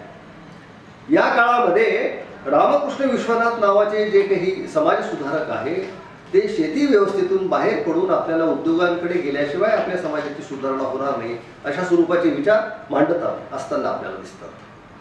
हा जो काही या कालखंडाचा चेहरा आहे याच्यामध्ये सगळ्यात क्रांतिकारी जो काही टप्पा आहे तो म्हणजे महात्मा ज्योतिराव फुलेंचे विचार. आणि महात्मा ज्योतिराव फुलेंच्या विचारातून शेतकऱ्याच्या आसळमधनं किंवा महात्मा ज्योतिराव फुले जे काही लिहिलेलं आहे म्हणजे ब्राह्मणाचे कसं बसेल शेतकऱ्याचा असूड असेल या सगळ्याच ग्रंथांमधनं एकंदरीत इथली नुसती कृषीजन परंपरा नाही तर इथली एकंदरीत शूद्रांची परंपरा स्त्रियांची परंपरा आणि तिचं शोषण याला केंद्रवरती ठेवून महात्मा फुल्यांनी या शोषणातून आपल्याला कसं बाहेर पडता येईल या शोषणाची चिकित्सा कशा पद्धतीने करता येऊ शकेल हे सगळं समोर ठेवून एक क्रांतिकारी विचार आपल्याला समोर दिलेला आहे. मग याच काळामध्ये ज्या काही महत्त्वाच्या घटना घडत होत्या त्या घटना नेमक्या कशा स्वरूपाच्या आहेत की 1875च्या दरम्यान नगर आणि सुपे परगण्यामध्ये डेक्कन रॉयट्स नावाचा एक फार मोठा उठाव झालेला आहे. आणि हा जो उठाव त्याला इतिहासामध्ये खतफाडीचं बंड असे त्याचा उल्लेख केला जातो, की शेतकऱ्यांच्या जमिनी मोठ्या प्रमाणामध्ये सावकारांनी बळकावायला सुरुवात केली होती आणि अशी गावाच्या गावं ही सावकारांनी बळकावलेली होती. मग या काळामध्ये जो काही त्याचा अतिरेक झाला त्या शोषणाचा, त्यातून या शेतकऱ्यांच्या सावकारांच्या घरावरती हल्ले केले आणि जे काही जमिनीची कागदपत्र त्यांना लिहून दिली होती सगळी मिळवून ती जाळून टाकायला सुरुवात केली. याला खतफाडीचं बंड हे या अर्थाने संबोधलं जातं. गमत ही आहे की 1857च्या उठावाबद्दल ज्या पद्धतीने आपण बोलतो त्या पद्धतीने आपण 1875च्या दरम्यान जो काही डेक्कन उठाव, ज्याला डेक्कन रॉयट्स असं म्हटलं जातं, त्याच्याबद्दल बोललं जात आहे. म्हणजे हा फार गमतीशीर भाग मला वाटतो की ज्यावेळेस 1857चा उठाव झाला हा प्रामुख्याने राजकीय अशा स्वरूपाचा उठाव होता. 1875 साली जे डेक्कन रॉयट्स झालेला आहे हा शेतकऱ्यांनी केलेला उठाव आहे. जो उठाव दडपून टाकण्यासाठी त्या काळामध्ये ब्रिटिशांना मिलिटरी बोलवावी लागली होती, रणगाडे म्हणजे अत्याधुनिक अशा स्वरूपाची साधनं त्यावेळेस बोलवावी लागली होती आणि हे जे काही बंड आहे ते बंड चिरडून टाकावं लागलं होतं. म्हणजे 1857चा उठाव हा प्रामुख्याने राजकीय आणि हा शेतकऱ्यांचा उठाव. परंतु ज्या ज्या ठिकाणी आपल्याला हेही दिसतं इतिहासामध्ये की आपण सतत राजकीय बंडांची, राजकीय क्रांत्यांची चिकित्सा करत आलेलो आहोत. आपण ज्या शेतीविषयक क्रांत्या झालेल्या आहेत किंवा ज्या ज्या ठिकाणी शेतीविषयक बदल करण्यासाठी काही नवीन उठाव झालेले आहेत त्याच्याबद्दलची चिकित्सा आपण करत नाही. आणि हे कशामुळे आपण करत नाही की हे बदल आपल्याला नको आहेत. आपल्याला शेती शोषणाची परंपरा ही कायम अशा स्वरूपाची ठेवायची आहे आणि त्यातून ह्या सगळ्या गोष्टी घडलेल्या दिसतात. म्हणजे शेतीच्या शोषणाबद्दल किती जण बोलताना दिसतात आपल्याला की महात्मा ज्योतिराव फुलेंनी शेती शोधण्याचा विचार मांडला नाही का? मांडला. परंतु महात्मा ज्योतिराव फुल्यांचे जे सामाजिक समतेचे विचार आहेत तेच आपण अग्रक्रमाने प्रामुख्याने लक्षात घेतो. बाबासाहेब आंबेडकरांनी शेतीचं राष्ट्रीयकरण करावं, शेती आधुनिक करावी याच्याबद्दल सातत्याने विचार मांडलेले आहेत. परंतु बाबासाहेब आंबेडकरांच्या प्रामुख्याने सामाजिक समतेचे विचार आपण लक्षात घेतो. ते विचार बिन महत्वाचे आहेत असं मी म्हणत नाही. परंतु सर्वसाधारणपणे आपल्याकडे शेती प्रश्नाकडे उपेक्षेने पाहण्याची जी एक परंपरा आहे ही परंपरा अव्याहतपणे चालू असलेली परंपरा म्हणून आपल्याला त्याचा उल्लेख करावा लागतो. परंतु याच काळामध्ये डेक्कन रॉयट्स झाल्यानंतर रानडे आणि लोकहितवादी यांनी सार्वजनिक सभेच्या माध्यमातून शेतकऱ्यांसाठी फार महत्त्वाचे प्रयत्न त्या ठिकाणी केलेले आहेत. आणि त्या काळामध्ये रानडे यांनी शेती व्यवस्था ही भांडवली पायावर उभी करावी अशा स्वरूपाचा विचार रानड्यांनी मांडलेला आहे. की ज्या रानड्यांना आपण महात्मा गांधीजींचे गुरु या अर्थाने आपण बघतो किंवा जो भारतीय रिनेन्स आहे किंवा भारतीय प्रबोधन आहे त्या प्रबोधनाकडे बघत असताना आपल्याला रानड्यांकडे दुर्लक्ष करून चालता येणार नाही. म्हणजे मराठी सत्तेचा उदय किंवा राईज ऑफ मराठा पॉवर या ग्रंथामधनं रानड्यांनी जी काही चिकित्सा केलेली आहे ती चिकित्सा अतिशय मूलभूत स्वरूपाची चिकित्सा आहे. या चिकित्सेमधून शिवाजी महाराजांच्या राज्याची पायाभरणी ही मराठी संतांनी निर्माण केली होती अशा स्वरूपाचे विचार की जे नंतर गंबा सरदारांनी सुद्धा प्रभार मानलेले आहेत. त्याची मांडणी संत साहित्याचं विवेचन करताना प्रामुख्याने केलेली आहे. म्हणून आपण या सगळ्या गोष्टींकडे जेव्हा बघत असतो त्यावेळेला सार्वजनिक सभेच्या माध्यमातून शेतीविषयक विचार पुढे नेणं आणि त्याला कृतिशीलतेची जोड देणं अशा काही गोष्टी त्या पद्धतीने घडलेल्या दिसतात. याच काळामध्ये एक गणेश वासुदेव जोशी नावाचे एक गृहस्थ आहे. तर म्हणजे गणेश वासुदेव जोशींची फार प्रचंड अशी उपेक्षा आपल्याकडे झालेली आहे. ते सार्वजनिक सभेचे कार्यकर्ते होते आणि महादेव गोविंद रानडेंचे अतिशय निकटचे अशा स्वरूपाचे सहकारी होते. गंमत अशी आहे की गणेश वासुदेव जोशींनी काही निबंध शेतीबद्दलचे लिहिलेले आहेत. त्याच्यामध्ये मुंबई इलाक्यातील शेती नावाचा एक निबंध त्यांचा आहे जो 1884 साली लिहिलेला आहे. आणि याच्यामध्ये कितीतरी गोष्टी म्हणजे लक्षात घ्या की एखादा निबंध कसा असावा म्हणजे ही गोष्ट आजच्या सुद्धा या सगळ्या लोकांना सांगण्याची गरज आहे की निबंध कसा असला पाहिजे. आपल्या समकाळाचा पूर्ण वेध घेणं हे ज्या निबंधाचं सामर्थ्य आहे गणेश वासुदेव जोशींच्या, ज्याच्यामध्ये 20 वर्षातील शेतीच्या घडामोडींचा आढावा त्यांनी घेतलेला आहे. त्याच्यामध्ये जनावरांची स्थिती काय, पाणी पुरवठा कशा स्वरूपाचा आहे, शेती करण्याची अवस्था काय, एवढं सगळ्या जमिनीची धूप, बांध बंदिस्ती आणि सुपीकता या सगळ्यांच्या बद्दल गणेश वासुदेव जोशी ज्यांना ग वा जोशी या नावाने त्या काळामध्ये ओळखलं जायचं या गवा जोशींनी फार चांगली मांडणी त्यामध्ये केली. म्हणजे एवढंच नाही तर फार गमतीचं आहे बरं सगळं आहे की नदी नाले आणि तलावातील गाळ शेतकऱ्यांना फुकट नेऊन द्यावा, असं त्या निबंधातलं एक वाक्य आहे, असं एक विधान आहे. आता आपण अलीकडे बघतो की धरणांची पातळी वर यायला लागलेली आहे, त्याची साठवण क्षमता कमी व्हायला लागलेली आहे. अशा वेळेला आपलं सरकार हे शेतकऱ्यांना तो गाळ उपसून नेण्यासाठी प्रोत्साहित करताना दिसतं. परंतु 1884च्या आसपास गवा जोशी ही भूमिका मांडताना दिसतात की नदी नाल्यामधला आणि तलावांमधला गाळ हा शेतकऱ्याला फुकट नेऊन द्यावा. कदाचित त्याही काळामध्ये त्याच्यावरती कर लावला जात असेल. आणि मला वाटतं हे अलीकडचा जर काळ सोडला तर गेल्या 20-25 वर्षाच्या पूर्वी जर काही असा गाळ द्यायचा असेल तर त्याच्यावरती सुद्धा काहीतरी टॅक्स असा द्यावा लागत होता. म्हणून अतिशय तृणमूल पद्धतीने शेतीबद्दलचा विचार करणारा एक विचारक की जो महात्मा ज्योतिराव फुल्यांचा समकालीन आहे. म्हणजे महात्मा ज्योतिराव फुल्यांच्या क्रांतिकारी विचारांना आपण अधोरेखित करीत असताना त्यांचे जे समकालीन आहे त्या समकालीनांची सुद्धा उपेक्षा होणार नाही याची काळजी आपण घेणं गरजेचं आहे. म्हणजे महात्मा ज्योतिराव फुल्यांचा विचार हा किती क्रांतिकारी आहे की ज्याचं वर्णन हे प्रामुख्याने मार्क्सच्या विचाराशी केलं जातं.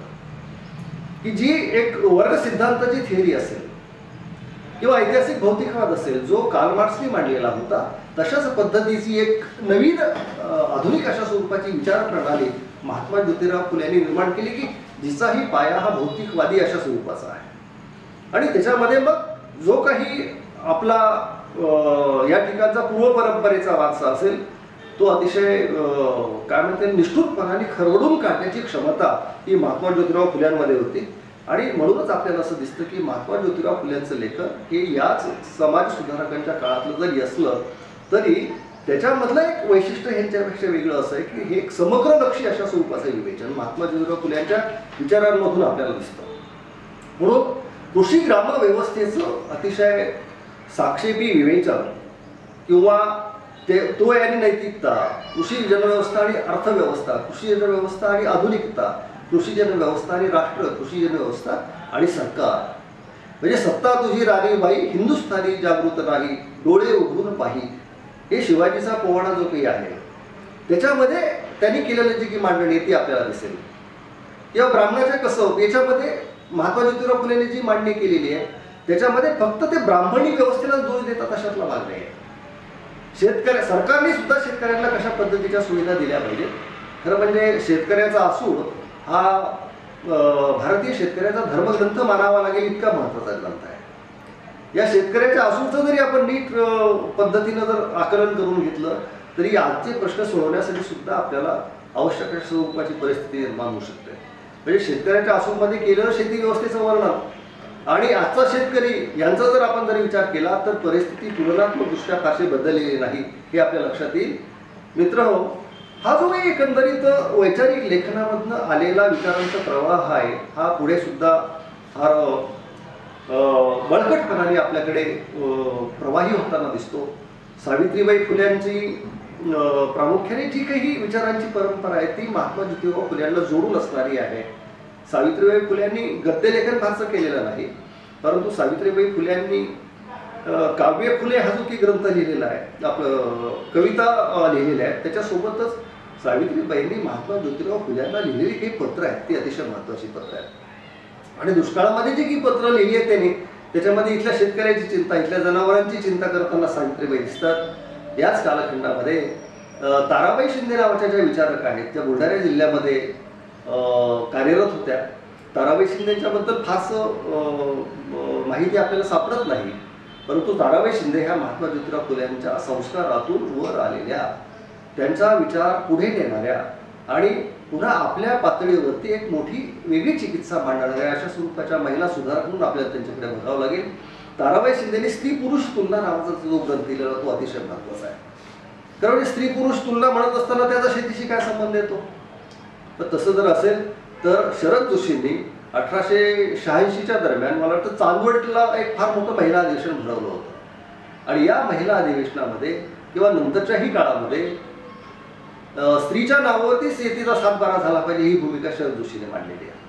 म्हणजे स्त्रीचा अधिकार हा फक्त शेतामध्ये कष्ट करण्यापुरताच आहे का, ती मालक नाही का त्याची, ही भूमिका मांडताना आपल्याला शरद जोशी किंवा इतर काही विचारवंत नंतरच्या काळामध्ये दिसतात. परंतु हीच भूमिका फार अगोदर महात्मा फुले यांच्या समकालीन असलेल्या ताराबाई शिंदे यांनी मांडलेली आहे। याच सत्यशोधक चळवळीचं रूपांतर आपल्याला माहिती आहे की 1890 साली महात्मा ज्योतिराव फुल्यांचं महानिर्वाण झालं आणि त्यानंतर ही जी चळवळ आहे ही साधारणतः 20व्या शतकामध्ये ब्राह्मणेतर चळवळ म्हणून ती उदयाला आली। अर्थात ब्राह्मणेतर चळवळीचा जो काही विचार आहे हा प्रामुख्याने सत्यशोधकी विचाराशीच निगडीत अशा स्वरूपाचा होता। बंद कर। सावित्रीबाई फुलेंनी महात्मा ज्योतिराव फुल्यांना जी पत्र लिहिली त्या पत्राचा संदर्भ आपण घेतला, परंतु याच्यामध्येच एक आपण ध्यानात घेतलं पाहिजे की सावित्रीबाई फुले ह्या शेतीला ब्रह्म हा शब्द वापरतात आपल्या लेखनामध्ये। आणि हा जो काही सत्यशोधकी विचाराचा वारसा आहे तो ताराबाई शिंदे, कृष्णराव भालेकर, ब्राह्मणेतर चळवळ याच्यापर्यंत पुढे नियमित होत असताना आपल्याला दिसतो। म्हणजे हा जो काही अवकाश मधल्या काळामध्ये निर्माण झालेला आहे की 1890 साली महात्मा ज्योतिराव फुल्यांचं निर्माण होणं आणि नंतरच एक निर्माण झालेली जी एक पोकळी आहे ही नंतरच्या कालखंडामध्ये ब्राह्मणेतर चळवळीने काही प्रमाणात भरून काढलेली आहे। परंतु ब्राह्मणेतर चळवळीमध्ये जे प्रामुख्याने विचार मांडले जायचे हे विचार म्हणजे मला असं वाटतं की विठ्ठलरामजी शिंदेच्या संदर्भातला तो एक महत्त्वाचा भाग आहे की महर्षी विठ्ठलरामजी शिंदेनी ज्या पद्धतीच्या भूमिका नंतरच्या कालखंडामध्ये घेतल्या, विठ्ठलरामजी शिंदे हे ब्राह्मणेतर चळवळीपासून काही प्रमाणात दूर राहिले। त्याचं कारण असं आहे की त्यांचा असा समज होता की ब्राह्मणेतर चळवळ ही ब्राह्मण द्वेषावर आधारित अशा स्वरूपाची चळवळ आहे। पण कुठल्याही जातीचा कुठल्याही वर्गाचा द्वेष न करता एकूण मानवीय भावातून विचार करून मूल्यांची व्यवस्था करणं हे त्यांना अपेक्षित होतं। तशाच पद्धतीने आपल्याला असं दिसेल की तसा जर विचार केला तर कृष्णराव भालेकर हे सुद्धा ब्राह्मणेतर चळवळीमधले आहेत। कृष्णराव भालेकरांनी दीनबंधू याच्यामधनं शेतकरी स्वदेशी शूद्र अशा स्वरूपाच्या या सगळ्यांच्या भूमिका मांडल्या। बळीबा पाटील नावाची एक अतिशय महत्त्वपूर्ण कादंबरी कृष्णराव भालेकर यांनी लिहिलेली आहे। परंतु त्याचबरोबर एक भूमिका त्यांनी मांडलेली आहे महत्त्वाची की ब्राह्मणेतर असला म्हणजे तो शेतकऱ्यांचा मित्र असेलच असं नाही। हे फार महत्त्वाचं विधान आहे लक्षात। म्हणजे जे आपण अलीकडच्या काळामध्ये म्हणतो की जे सूत्र महात्मा ज्योतिराव फुल्यांनी मांडलं होतं विद्येविना मती गेली पासून शुद्ध या सगळ्या याच्यामधनं शूद्र खचले। म्हणजे हे की विद्येविना मती, मतीविना नीती, नीतीविना गती, गतीविना वित्त गेले आणि वित्तविना शूद्र खचले ही जी मांडणी आहे की जी महात्मा ज्योतिराव फुलेंनी केलेली आहे आणि शेतकऱ्यांसाठी, शूद्रांसाठी, दीनदलितांसाठी, गरिबांसाठी एक अनुकूल वातावरण निर्माण होईल असं एक गृहीतक महात्मा ज्योतिराव फुलेंच्या मनामध्ये। परंतु सत्यशोधक चळवळीमध्ये मांडणी करत असताना कृष्णराव भालेकरांनी मात्र ही जी की बाब आहे ही फार वेगळ्या पद्धतीने पुन्हा पुढे नेल्याचं आपल्याला दिसतं की ब्राह्मणेतर असला म्हणजे शेतकरी कुटुंबातून आलेला असला किंवा एखाद्या दलित कुटुंबातून जरी आलेला असला तरी तो त्या दलिताचा किंवा शेतकऱ्याचा मित्र असेलच किंवा त्याच्या उद्धारासाठी तो मदत करेलच असं आपल्याला म्हणता येत नाही।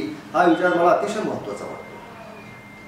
तर शहरामध्ये आपल्याला एक दिसतं की हा जो कालखंड आहे की हा प्रामुख्याने देशामध्ये नागरिकीकरण सुरू होण्याचा कालखंड आहे। एक अर्बनायझेशनचं एक सुरुवात, कापड गिरण्या मोठ्या प्रमाणात सुरू झालेल्या आहेत मुंबईमध्ये आणि इतर बऱ्याचशा प्रदेशामध्ये उद्योगांची केंद्र सुरू झालेली आहेत। म्हणजे कलकत्ता असेल, मद्रास असेल, अलाहाबाद असेल अशा अनेक ठिकाणी ही उद्योगांची नवीन केंद्र सुरू झालेली आहेत आणि यातून या ठिकाणी या देशामध्ये नागरीकरणाची सुरुवात झालेली आहे। या नागरीकरणाचा जो काही प्रादुर्भाव आहे, जो परिणाम आहे हा इथल्या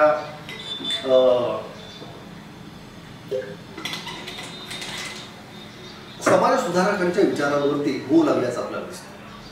म्हणजे नागरीकरण नावाची जी काही गोष्ट आहे ती फक्त अशी एकेरी स्वरूपाची नाही आहे किंवा तिचे परिणाम हे भौतिक फक्त स्वरूपाचे नाही आहेत। तर या नागरीकरणामधनं एक नवीन विचार आणि समाजाकडे बघण्याची एक नवीन दृष्टी यातून निर्माण झालेली दिसते आणि म्हणून आपल्याला असं दिसतं की त्याच काळामध्ये मुंबई वर्णन सारखं एखादं पुस्तक आल्याचं दिसतं की जे 1868 साली पुणे शहराचं वर्णन हे नावी जोशी यांचं पुस्तक आहे। याच्यामध्ये एक फार महत्त्वाचा उल्लेख आहे नावी जोशींच्या पुस्तकामध्ये तो असा की काही शेतकरी कर्जासाठी आपल्या पोटची मुले सावकाराकडे गहाण ठेवत.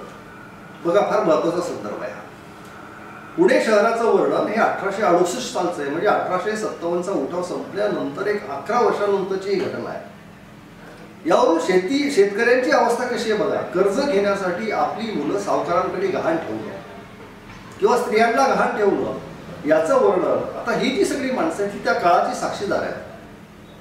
ते स्वतः बघतायत आपल्या भोवतालचं वास्तव, ते सगळं बघतायत, समजून घेत आहेत आणि त्यातून ही मांडणी आल्याच आपल्याला दिसतं. म्हणजे ही जी काही भयावहता आहे शेती जीवनाची, ही शेती जीवनाची भयावहता त्या काळामध्ये शहरामध्ये राहून लेखन करणारे लेखक सुद्धा करत होते.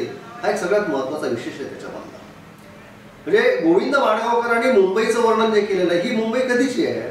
ही साधारणतः याच 19व्या शतकाच्या मध्यावरची ही मुंबई आहे.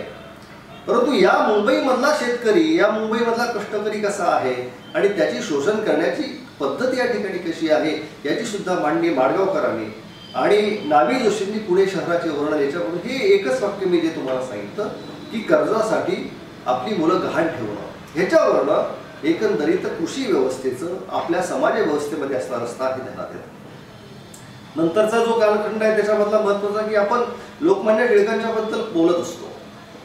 लोकमान्य टिळकांचं भारतीय राष्ट्रवादामधलं राजकीय योगदान हे कधीही कोणालाही नाकारता येणार नाही. इतकं महत्वाचं आहे आणि अतिशय मूलभूत अशा स्वरूपाचं आहे.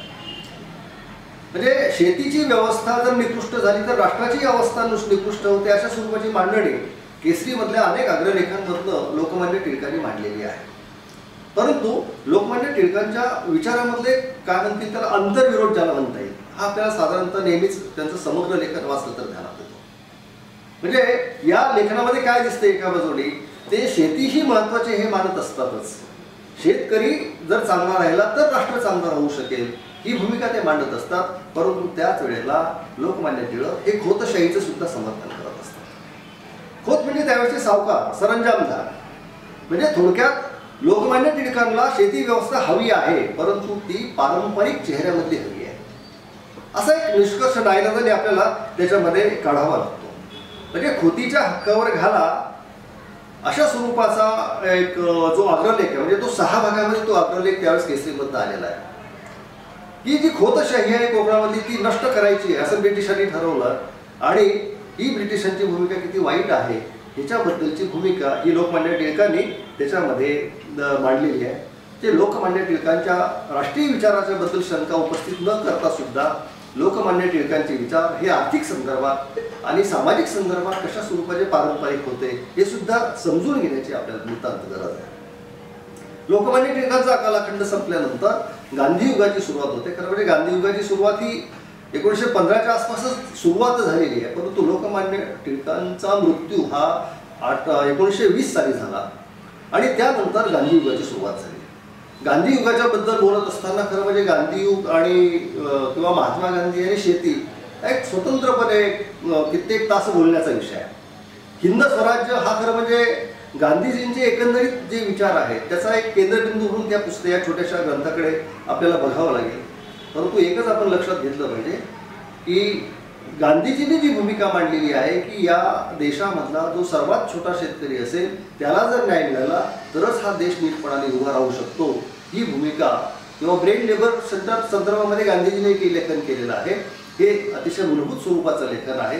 किंवा खेडं हे व्यवस्थेचा किंवा देशाचा केंद्र असावा ही गांधी विचारांची जी भूमिका आहे महत्त्वाची, ती फक्त विचारापुरती मर्यादित नाही तर एकंदरीतच आपल्या ज्या काही धोरणं असतील, आपल्या ज्या काही राष्ट्रीय स्वरूपाच्या ॲक्टिव्हिटीज असतील, आपल्याला जे काही नवं उभं करायचं असेल हे सगळं नवं उभं करत असताना इथला शेतकरी, इथला कष्टकरी हाच आपण प्रमाण मानला पाहिजे, तो केंद्र मानला पाहिजे, त्याला समोर ठेवून आपण ही मांडणी केली पाहिजे. म्हणजे सगळ्यात महत्त्वाची गोष्ट ही आहे की या देशामधला सगळ्यात दुबळा माणूस जो कोणी असेल तो तुमचा आस्थेचा केंद्र असला पाहिजे. हा गांधी विचाराचा सगळ्यात महत्त्वाचा अशा स्वरूपाचा गाभा आहे. तो गाभा लक्षात घेऊन एकंदरीत गांधी साहित्याकडे आपल्याला पाहावं लागतं. म्हणजे माझे सत्याचे प्रयोग असेल किंवा गेल्या आयुष्यभरामध्ये त्यांनी गांधीजींनी जो काही पत्रव्यवहार केला तो सगळा पत्रव्यवहार 70-75 मला वाटतं 100 खंडांमधनं तो पत्रव्यवहार उपलब्ध झालेला आहे. याच्यामध्ये सुद्धा गांधीजींनी वेळोवेळी इतरांना जे काही पत्र दिलेली आहेत किंवा त्यांना आलेली जी काही पत्र असेल त्याच्यामधलं जे काही दिसतं त्याच्यामध्ये मी जे काही म्हटलेलं आहे की सगळ्यात दुबळा चेहरा हा गांधीजीच्या विचारांचा केंद्र राहत आलेला आहे. म्हणून गांधी विचार हा एक युगाचा विचार आहे असं मी स्वतः मानतो की या गांधी विचाराला प्रमाण मानून जरी आजची काही धोरणं आपण ठरवली आणि एकंदरीत शेती व्यवस्थेकडे बघितलं, समाज व्यवस्थेकडे जरी बघितलं, म्हणजे इथे गांधी वर्सेस आंबेडकर हा वाद उपस्थित करण्याची गरज नाही. म्हणजे त्याच्याबद्दल फक्त लुई फिशरचं एक स्टेटमेंट फक्त मी तुम्हाला सांगेल आणि पुढे जाईल की ज्या वेळेला लुई फिशर आणि बाबासाहेब आंबेडकरांची भेट झाली होती त्यावेळेस लुई फिशरने बाबासाहेब आंबेडकरांना पुणे कराराच्या बद्दल विचारलं होतं की पुणे करारामध्ये तुम्ही माघार का घेतली आणि गांधीजींच्या समोर तुम्ही शरण आला असा त्याचा अर्थ नाही का. तर त्यावर बाबासाहेब आंबेडकरांनी दिलेले जे उत्तर ते अतिशय महत्त्वाचं आणि बाबासाहेब आंबेडकरांचं आणि महात्मा गांधींचं नातं काय आहे हे समजून घेण्यासाठी पुरेसं अशा स्वरूपाचं आहे. तर बाबासाहेब असं म्हटले होते की मला हे माहिती आहे गेलोय की भविष्यामध्ये ज्या ज्या वेळेला मी संघर्ष करत असताना माझ्या पाठीमागे कोणीच उभं नसेल त्यावेळेला गांधी माझ्या पाठीमागे उभे असतील हे मला माहिती आहे. म्हणजे ही जी भूमिका आहे ही समजून घेण्यातूनच गांधी आणि आंबेडकर यांचं नातं आपल्याला समजून घेता येऊ शकतं. पण हा विवेचनाचा फार स्वतंत्र विषय आहे. फक्त मी जो विरोधाभास आहे त्याच्यासाठी मी हे शब्द कोट केलेला आहे की जो विरोधाभास कशामध्ये दिसतो आपल्याला हे गांधींनी सांगितलं खेड्याकडे चला आणि बाबासाहेब आंबेडकरांनी सांगितलं की खेडी सोडा आणि शहराकडे चला. परंतु एकंदरीत जर पाहिलं तर या ठिकाणचा समाज हा सुदृढपणे उभा राहायला पाहिजे. या देशामधला समाज हा सर्वांना न्याय देण्यावर अशा स्वरूपाचा आधारित असला पाहिजे. ही भूमिका ही दोघांची भूमिका आहे. म्हणून दोन थोर नेत्यांमध्ये अंतर्गत संघर्ष लावून आपल्याला त्यांचे विचार समजून घेता येत नसतात हे प्रामुख्याने आज विचार करणारे जे कुणी लोक आहेत ते त्यांनी ध्यानात ठेवलं पाहिजे. पुढे जो महत्त्वाचा भाग आहे ज्याच्यामध्ये खरं म्हणजे आमचे मित्र विश्वासदार देशमुख यांनी तशी विनंती मला केलेली आहे की विठ्ठल रामजी शिंदेच्या लेखनाबद्दल एकदा सविस्तर बोलायचं आहे. खरं म्हणजे विठ्ठल रामजी शिंदेच्या बद्दल काय बोलणार. विठ्ठल रामजी शिंदे आणि गांधी, विठ्ठल रामजी शिंदे आणि पंडित जवाहरलाल नेहरू, विठ्ठल रामजी शिंदे आणि महात्मा ज्योतिराव फुले, विठ्ठल रामजी शिंदे आणि शाहू महाराज, विठ्ठल रामजी शिंदे आणि रानडे. म्हणजे विठ्ठल रामजी शिंदे हा असा गमतीचा विचार म्हणजे त्या काळामधला आहे की जो कृतिशील सुधारक आहे की ज्यांनी स्वतः अस्पृश्यता निवारणाचे प्रयोग स्वतःच्या घरापासून सुरू केले. स्वतः दलित वस्तीमध्ये मुंबईमध्ये ते जाऊन राहिले. एवढंच नाही तर सगळ्यात महत्त्वाची गोष्ट ही आहे की विठ्ठल रामजी शिंदे यांनी शेतीच्या संदर्भात सुद्धा 1925 नंतरचा जो कालखंड आहे त्या कालखंडामध्ये जवळपास 6 अधिवेशनं ही शेतकऱ्यांची भरवलेली आहे. म्हणजे शरद जोशींनी 1980 नंतर ज्या कार्यक्रमाची सुरुवात केलेली आहे याचा प्रारंभ हा विठ्ठल रामजी शिंदे यांनी 1925 सालीच केला होता. म्हणजे या काळामध्ये त्यांनी तेरदळ किंवा चांदवड या सगळ्या भागामध्ये भोर या सगळ्या भागामध्ये त्यांनी शेतकऱ्यांची अधिवेशनं घेतलेली आहेत. गंमत अशी की त्या अधिवेशनामधलं जे वैविध्य आहे ते सुद्धा तुम्ही लक्षात घ्या. त्याच्यामध्ये संस्थानिक शेतकऱ्यांची परिषद एक वेगळी आहे, नंतर महार शेतकऱ्यांची परिषद ही वेगळी आहे आणि त्या महार शेतकऱ्यांच्या परिषदेची विधानाची त्यांच्या भाषणाची सुरुवात अशी आहे की महारांचा आणि शेतीचा संबंध कमी आहे तरी सुद्धा महार आणि शेती यांच्याबद्दल बोलणं मला गरजेचं वाटतं. ही भूमिका विठ्ठल रामजी शिंदे यांची आहे. म्हणजे किती निरपेक्ष पद्धतीने किती वैज्ञानिक पद्धतीने समकालीन समाजामधल्या एकंदरीत आंतरसंबंधांवरती हा महात्मा विचार करत होता हे प्रामुख्याने लक्षात येईल. आणि गंमत अशी की असे क्रांतिकारी विचार मांडणारे जे कोणी महामानव आहेत त्यांची सातत्याने उपेक्षा करणं हा आपला एक समाजधर्म राहत आलेला आहे, गुणधर्म राहत आलेला आहे. म्हणजे एन डी पाटील महर्षी विठ्ठलरामजी शिंदेचा उल्लेख असा करतात की महत्तम उपेक्षित महात्मा. म्हणजे उपेक्षा किती करावी म्हणजे त्याच्याबद्दल एक उदाहरण दिलं जातं की गंबा सरदार आणि महाराष्ट्रातले उपेक्षित जे काही विचारवंत आहेत समाजसुधारक आहेत त्यांच्याबद्दल एकदा लेखन केलेलं होतं आणि त्या उपेक्षित लोकांची जी काही नोंद घेतलेली होती त्या नोंदीमध्ये सुद्धा विठ्ठलरामजी शिंदेचा उल्लेख नव्हता. म्हणजे या अर्थाने महत्तम उपेक्षा झालेला हा महात्मा. परंतु हा देश स्वतंत्र अशा पद्धतीने विचार करण्याचा विषय आहे. मी त्याच्याबद्दल एवढंच सांगेल की शेतीकडे बघण्याचा एक अतिशय मूलग्राही दृष्टिकोन विठ्ठलरामजी शिंदेकडे होता. म्हणजे शेती म्हटल्यानंतर बागायती शेती वगैरे किंवा जो उपरा आहे बांधावर उभा राहून शेती करतो त्याच्याबद्दल विठ्ठलरामजी शिंदे विचार करताना दिसत नाही. जो स्वतःचं पोट भरण्यासाठी स्वतः शेती करतो तो शेतकरी, अशी एक अतिशय सुटसुटीत आणि सोपी व्याख्या महर्षींनी केल्याचे आपल्याला दिसतं. म्हणून त्यांचे विचार हे शेतीच्या संदर्भामध्ये अतिशय महत्त्वाचे आहेत की शेतकऱ्यांचं संघटन असलं पाहिजे. एवढंच नाही तर त्या काळामध्ये काँग्रेसमध्ये काम करत असताना सुद्धा महर्षी शिंदेने ही भूमिका मांडलेली आहे की जोपर्यंत महात्मा गांधी आहे तोपर्यंत काँग्रेसमध्ये शेतकऱ्यांच्या हिताबद्दल विचार केला जाईल, परंतु गांधीजींच्या पश्चात काँग्रेस आणि शेतकरी यांचं नातं फारसं सुदृढ असणार नाही. म्हणून भविष्य काळामधली चळवळ शेतकऱ्यांना स्वतःच्या पायावरती उभी करावी लागेल, एवढे क्रांतिदर्शी विचार महर्षी विठ्ठलरामजी शिंदेनी स्वतः काँग्रेसमध्ये असताना त्या काळामध्ये मांडलेले आहेत. म्हणजे गांधीजींना महाराष्ट्रामध्ये रुजवण्याचं काम ज्या ज्या लोकांनी केलं त्याच्यामध्ये महर्षी शिंद्यांचा वाटा अतिशय मोलाचा अशा स्वरूपाचा वाटा मानावा लागेल. याच विचाराच्या संदर्भामध्ये म्हणजे देश स्वतंत्र झाला किंवा देश स्वतंत्र झाल्याच्या आदल्यामधला जो काही कालखंड आहे हा फार गमतीचा कालखंड आहे की 1942 ची चळवळ असेल की या चळवळीमध्ये प्रामुख्याने आपल्याला राजकीय स्वातंत्र्य हे महत्वाचं ठरलं आणि आपल्याला स्वातंत्र्य मिळवण्याची जी काही घाई झालेली होती त्या काळामध्ये त्यातून एकंदरीत शेती किंवा एकूण समाज या बाबी तसंच दुय्यम ठरत राहिला. परंतु त्यात एक दिसतं की त्याच कालखंडामध्ये बाबासाहेब आंबेडकर सारखा एक समाज सुधारक आपल्याला दिसतो की जो आपल्या मूळ उद्दिष्टांवर लक्ष विचलित न करता आपली चळवळ म्हणजे अस्पृश्यता निवारणाची चळवळ किंवा सामाजिक संमतीची चळवळ अतिशय निग्रहाने चालवत असताना दिसतो. शेतीच्या संदर्भामध्ये अशा स्वरूपाची चळवळ स्वातंत्र्याच्या कालखंडामध्ये सुद्धा निग्रहाने चालावी अशा स्वरूपाचा प्रयत्न फारसा कोणी केल्याचं मला दिसत नाही. किंवा जरी केला असेल तरी त्याच्यामध्ये जो समतेच्या चळवळीमधला आग्रह दिसतो तशा स्वरूपाचा आग्रह इथे दिसत नाही. याचं कारण असं आहे की राजकीय स्वातंत्र्य हे सगळ्यात महत्वाचं आहे. आधी आपल्या देशामध्ये असलेला जो परकीय माणूस आहे याला आधी आपण बाहेर हाकलून देऊ आणि नंतर मग आपल्या शेताचं घराचं काय जे काही व्यवस्थापन ते आपण करत बसू अशा स्वरूपाची जी लोकमान्य टिळकांची भूमिका होती. म्हणजे आपण राजकीय प्रवक्ते पण लोकमान्य टिळकांनाच देतो भारतीय स्वातंत्र्य लढ्यामध्ये, ही भूमिका त्याच्यामध्ये दिसते. परंतु नंतरचा जो कालखंड आहे त्याच्यामध्ये या शेतीबद्दल विचार करणारे लोक सुद्धा स्वातंत्र्य नंतरच्या कालखंडामध्ये निर्माण झाले किंवा त्या बॉर्डरवरती त्या सीमारेषेवरती ज्याच्यामध्ये क्रांतिसिंह नाना पाटलांचं नाव अग्रक्रमाने आपल्याला घ्यावं लागेल. याच काळामध्ये 1950 साली दाभाडी प्रबंध तो सगळ्यांनी वाचला पाहिजे. खरं म्हणजे की शेतकरी कामगार पक्षांची स्थापना झाली आणि त्याच्यामध्ये दाभाडी प्रबंधाचं जे की नॅरेशन आहे त्याच्यामध्ये या शेती व्यवस्थेबद्दल तो फार चांगला वेगळ्या अर्थाने समग्र कृषी व्यवस्थेचा विचार मांडणारा अशा स्वरूपाचा ग्रंथ होता. त्यानंतर बाबासाहेब आंबेडकरांचे विचार ज्याच्याबद्दल आपण टप्प्याटप्प्याने वेगळ्या भागामध्ये स्पर्श करत आलेलो आहोत. विशेषतः नंतरचा जो कालखंड आहे तो म्हणजे काँग्रेसची विचारधारा की ज्या विचारधारेबद्दल आपण बोलत असताना विठ्ठलरामजी शिंदेचा उल्लेख केला की विठ्ठलरामजी शिंदेने हे सांगितलं की गांधी आहे तोपर्यंत काँग्रेसचा आणि शेतीचा संबंध आहे, नंतर काय खरं नाही. परंतु आपल्याला असं दिसतं की या काँग्रेसमध्ये साने गुरुजी सारखा एखादा माणूस दिसतो की आता उठवू सारे रान आता पेटवू सारे रान शेतकऱ्यांच्या कष्टकऱ्यांच्या राज्यासाठी लावू पणाला प्राण ही भूमिका मांडताना तो दिसतो.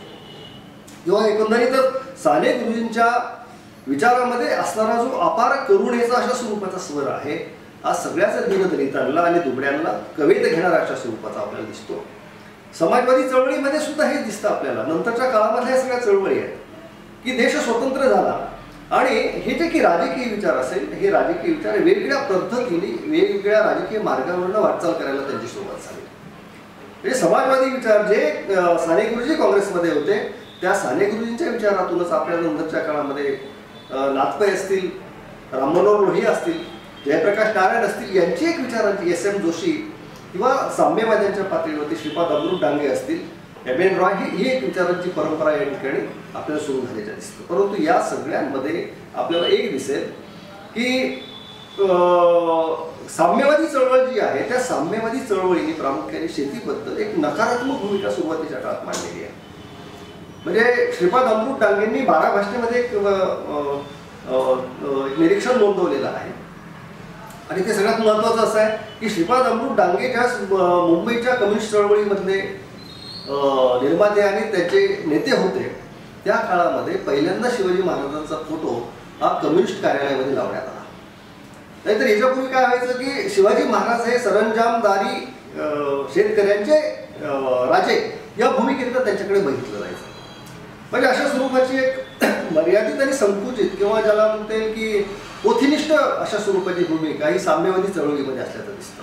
पण श्रीपाद अमृत डांग्यांचं 12 भाषणे यासारखं जे पुस्तक आहे, हा सर्व जो ग्रंथ आहे तो सुद्धा यासाठी फार महत्त्वाचा आहे की ज्याच्यामध्ये शिवाजी महाराजांच्या बद्दल तो शेतकऱ्यांचा राजा कसा होता या पद्धतीची मांडणी केल्याचं आपल्याला दिसतं.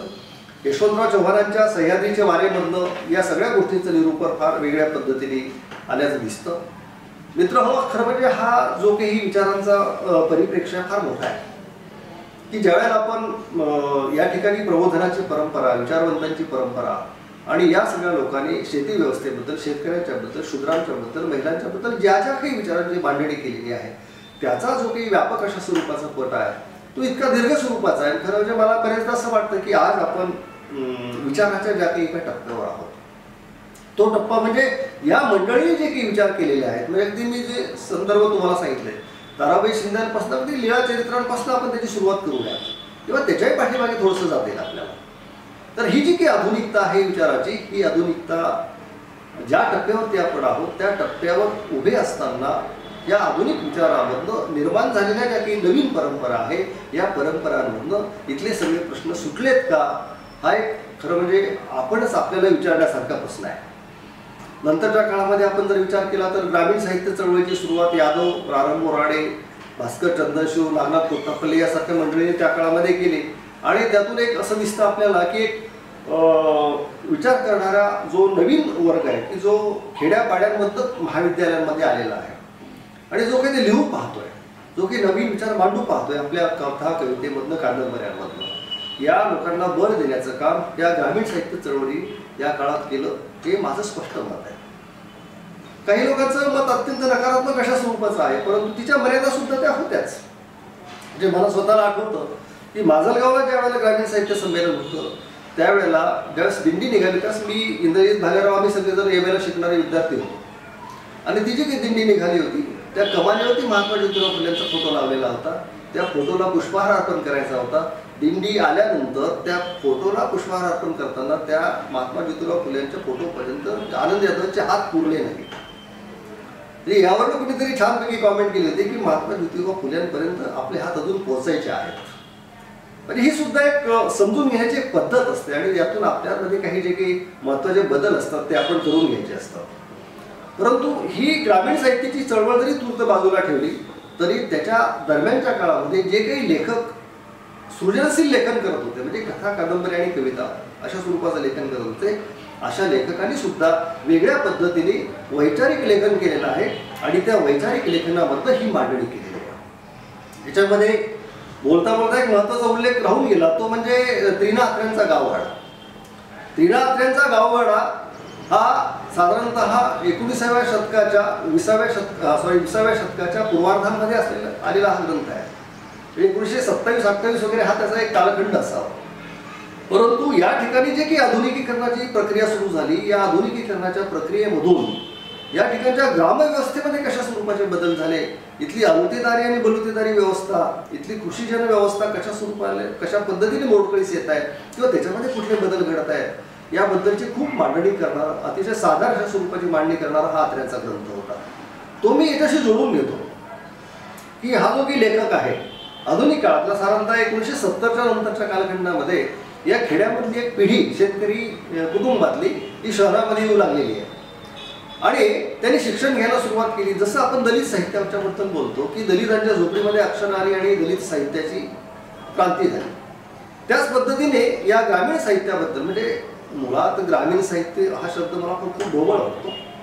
मी त्याला कृषीजन संस्कृतीचं साहित्य, जो शब्द प्रामुख्याने राजन गवस यांनी मांडलेला आहे, त्याचा आधार मी नेहमी घेत असतो की कृषीजन संस्कृती एक व्यापक अशा स्वरूपाची संकल्पना आहे की जिथे शेती आहे, जिथे गाववाडा आहे, जिथे जगणं आहे, जिथे निसर्ग आहे, जिथे पर्यावरण आहे, जिथे गुरंढोरं आहेत, जिथे एकंदरीत एक मोठा समूह आहे की ज्या समूहाने निर्माण केलेली एक संस्कृती आहे, त्या संस्कृतीचं जगणं, कविता घेणारं साहित्य ते कृषीजन संस्कृतीचं साहित्य या अर्थाने मी त्याच्याकडे बघतो. मी जो संदर्भ तुम्हाला देत होतो की या 1970-60 वगैरेच्या आसपास जी काही खेड्यामधनं आलेली जी एक पिढी आहे त्या पिढीने लेखन करायला सुरुवात केली, परंतु त्याचबरोबर वैचारिक लेखन सुद्धा करायला सुरुवात केल्याचं दिसतं. त्याच्यामध्ये प्रामुख्याने काही नावं मला घ्यावी लागतील जे तुम्हाला मी आधी सांगितले आहे. त्याच्यामधलं एक अतिशय महत्त्वाचं नाव म्हणजे भास्कर चंद्रशिवांचं आहे.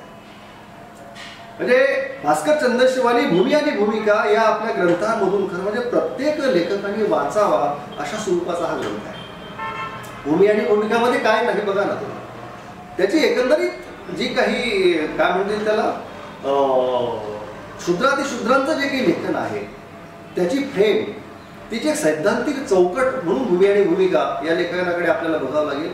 आणि भास्कर चंद्रशिवानी शेतकरी साहित्य ही संकल्पना प्रामुख्याने त्याच्यामध्ये रूढ केली आणि त्या एकंदरीत त्यांच्या लेखनाचा जो की मूलाधार आहे तो म्हणजे महात्मा ज्योतिबा फुले यांचा विचार, महर्षी विठ्ठलरामजी शिंदेचा विचार, क्रांतिसिंह नाना पाटलांचा विचार हा त्यांच्या विचारांचा कणा आहे.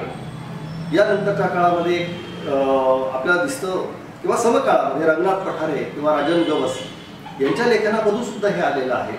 भालचंद्र नेमाड्यांचा विचार पुन्हा फार वेगळ्या पद्धतीने आपल्याला करावा लागेल, परंतु रंगनाथ पठारे आणि राजन गवस यांच्या लेखनामधून आणि नंतरच्या काळामध्ये इंद्रजित भालेरावचं लेखन असेल किंवा काही प्रमाणामध्ये केशव देशमुख यांनी सुद्धा वर्तमानपत्रांमध्ये जे काही लेखन केलेलं आहे त्याचाही विचार आपल्याला करावा लागतो. सदानंद देशमुखांनी आपल्या कथा कादंबऱ्यांच्या सोबतच जो काही बदलता गावगाडा आहे त्या बदलत्या गावगाड्याच्या बद्दल सुद्धा विचार करणारं लेखन केलेलं आहे. दत्ता भोसले किंवा नादो महाराजांची ओळख प्रामुख्याने आपल्याला रानातल्या कविता किंवा एकंदरीत कवी म्हणून प्रामुख्याने झालेली असते. म्हणजे हिरव्या पानात काही चालते वगैरे किंवा जांभूळ पिकल्या झाडाखाली, परंतु या कवीची जी काही आयडेंटिटी आहे एक शेतकरी म्हणून असणारी आयडेंटिटी ही मला जास्त महत्त्वाची वाटते. आणि म्हणून ज्या काळामध्ये शेतकऱ्यांच्या आत्महत्येला मोठ्या प्रमाणामध्ये सुरुवात झाली त्या काळामध्ये त्याच्या मागे पुढे महानोरांनी हा अंधाराचा रस्ता आपला नाही अशा स्वरूपाचं एक दीर्घ लेखन केलेलं आहे. म्हणून एखाद्या कवीमधला एखादा शेतकरी जागृत असणं, एखाद्या कादंबरीकारामधला कथाकारामधला शेतकरी जागृत असणं हे मला जास्त महत्त्वाचं वाटत आलेलं आहे. आणि ह्या सगळ्या गोष्टी नंतरच्या काळामध्ये प्रामुख्याने बलवत्तर ठरलेला आहे. परंतु प्रश्न असा आहे की जागतिकीकरणाचा नंतरचा कालखंड म्हणजे आपल्याकडे जो काही आधीचा सगळा कालखंड आहे म्हणजे ग पाटलांचा कालखंड घ्या, रवी किरण मंडळांची कविते घ्या, त्याकडे म्हणजे हा सगळा एक ॲग्रो रोमॅन्टिसिझमचा कालखंड होता असं एक माझ्या मनातलं एक चित्र आहे. हा ॲग्रो रोमॅन्टिसिझम आता संपलेला आहे. खेडी म्हणजे फार सुंदर असतात, त्या ठिकाणी तिथल्या बाया सुंदर असतात, त्या ठिकाणी खूप चांगलं पाणी झुळझुळू पाणी वाहत असतं, पक्षी इकडे तिकडे काय म्हणतात बागडत असतात किंवा ते वाऱ्यावरती ज्वारी डोलत असते वगैरे, हे जे की अतिशय रोमॅन्टिक आणि भावना चित्रण ते सगळं बदललेलं आहे. आज आपल्याला असं दिसतं की हायवे मधून एक नवीन संस्कृती या ठिकाणी महामार्ग संस्कृती असं आपण म्हणूया ती उदयाला आलेली आहे. आणि म्हणून शेती, पाणी आणि दुष्काळ या संदर्भामध्ये विचार करण्याची वेगळ्या पद्धतीने गरज निर्माण झालेली आहे. की या संदर्भामध्ये आपल्याला असं दिसतं की पाठीमागच्या काळामध्ये हा विचार झालेला आहे की जयवंतराव पाटील असतील किंवा विलासराव साळुंके, मिलिंद बोकील, गोदावरी परुळेकर, आप्पासाहेब पटवर्धन, अनिल अवचट या अनेकांनी आपल्या वैचारिक लेखनामधून किंवा ललित लेखनामधून या सगळ्या बदलांचा आढावा घेतलेला आहे. मित्र हो, विठ्ठलरामजी शिंदे यांनी एक वाक्य वापरलं होतं, गावगाडा दुरुस्त करणे. हा गावगाडा दुरुस्त करायचा म्हणजे नेमकं काय करायचं? गावगाडा म्हणत असताना तेच पारंपरिक चित्र माझ्यासमोर आहे का?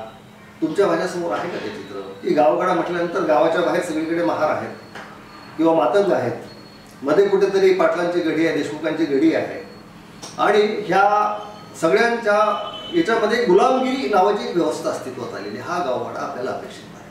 आपल्याला अपेक्षित आहे तो आधुनिक राष्ट्र स्वरूपाचा गावगाडा की जो एकमेकांच्या शोषणावर आधारित नाही तर एकमेकांच्या समन्वयावरती आधारित आहे, एकमेकांना समजून घेण्यावरती जो आधारित आहे. ज्या ठिकाणी बाबासाहेब आंबेडकर आणि महात्मा शिवाजी महाराज हे एकमेकांच्या हातात हात घालून चालत आहेत, की ज्या ठिकाणी एक वेगळ्या प्रकारचा समभाव की जो समभाव जातीवर आधारित नाही, धर्मावरती आधारित नाही. या सगळ्या विचाराच्या परंपरेतून खरं म्हणजे काय व्हायला पाहिजे होतं, एका शेतकरी विद्रोहाची उभारणी त्याच्यामध्ये व्हायला पाहिजे. जशी आपण बघतो की आंबेडकरी चळवळीमधनं एका सामाजिक विद्रोहाची उभारणी झाली, तशा पद्धतीच्या शेतकरी विद्रोहाची उभारणी याच्यामधनं व्हायला पाहिजे होती. मी आधी उल्लेख केल्याप्रमाणे ॲग्रो रोमॅन्टिसिझमचा कालखंड संपला, जागतिकीकरण अंगावरती येत आहे सारखं आणि हे जे अंगावर येणारं जागतिकीकरण आहे, या जागतिकीकरणामध्ये आता सध्या आपलं हे सगळं चालू असताना दिल्लीमध्ये, पंजाबमधील आणि भारतामधील शेतकऱ्यांनी फार मोठे अनेक दिवसांपासून त्या ठिकाणी आंदोलन करायला सुरुवात केलेली आहे. या आंदोलनाकडे फार वेगळ्या पद्धतीने लोक बघत असताना आपल्याला दिसतात. प्रश्न असा असतो की कोणाही माणसाला सहजपणे आंदोलन करण्याची इच्छा होते का? कुठेतरी आपल्याला असं दिसतं की एक नकारात्मकता ज्यावेळेस व्यवस्थेमध्ये निर्माण होत असते, त्यावेळेला त्या नकारात्मकतेला विरोध करण्यातून आंदोलनाची निर्मिती होत असते. या सगळ्या बाबींकडे बघण्याची आपल्याला गरज आहे. ज्या गावकडा दुरुस्त करण्याच्या संदर्भामध्ये विठ्ठलरामजी शिंदे बोलत होते, ती संवेदना प्रामुख्याने गावाला ही वस्तू मांडणारी नाहीये, तर गावाला एक जाणीव किंवा एक संवेदना मांडणारी अशा स्वरूपाची ती संवेदना आहे. म्हणून आपल्या निर्णय स्वातंत्र्याचा बळी न जाता आपल्याला या खेड्याविषयी विचार करणाऱ्याची जी परंपरा आहे ती समजून घेण्याची या कालखंडामध्ये नितांत अशा स्वरूपाची गरज निर्माण झालेली आहे. त्याची जिथं मी गांधीजींच्या बद्दल बोलत असतो, खरं म्हणजे मी गांधीजींच्या बद्दलच बोलत असतो का? गांधीजींच्या बद्दल बोलत असताना मी स्वतःविषयी बोलत आहे असं मला वाटलं पाहिजे. शिवाजीबद्दल बोलत असताना, तेच बाबासाहेबांच्या बद्दल बोलत असताना, साने गुरुजींच्या बद्दल बोलत असताना त्यांच्या विचारांना सोबत घेऊन मी चाललेलो आहो. कुठेतरी अंशतः का होईना मला पूर्णपणे गांधी होता येणार नाही, लक्षात घ्या. परंतु मी एक काय म्हणते थेंब थेंब गांधी होऊ येते किंवा कणकण आंबेडकर या पद्धतीने जरी मी या व्यवस्थेचा विचार करू शकलो तरी सुद्धा या ठिकाणची जी की कष्टकऱ्यांची संस्कृती आहे आणि या सगळ्या याच्याबद्दल मांडणी करत असताना फक्त शेती संस्कृती हीच या अर्थाने महत्त्वाची नाही. शेती संस्कृतीला जोडून येणारी कष्टकऱ्यांची संस्कृती ही एक व्यापक अर्थाने आपण समोर ठेवली पाहिजे. आणि ती समोर ठेवण्यातूनच जो काही आधुनिक भारत आहे की जो अनेकांना अपेक्षित अशा स्वरूपाचा भारत आहे, ही आधुनिकता, ही मूल्य व्यवस्था निर्माण करण्यातूनच साकार होऊ शकेल. कुरुंदकर प्रगत अध्ययन व संशोधन केंद्राच्या संयोजकांनी मला आपल्या सगळ्यांशी संवाद करण्याची जी संधी दिली त्याबद्दल पुन्हा एकदा मी मनपूर्वक ऋण व्यक्त करतो आणि थांबतो.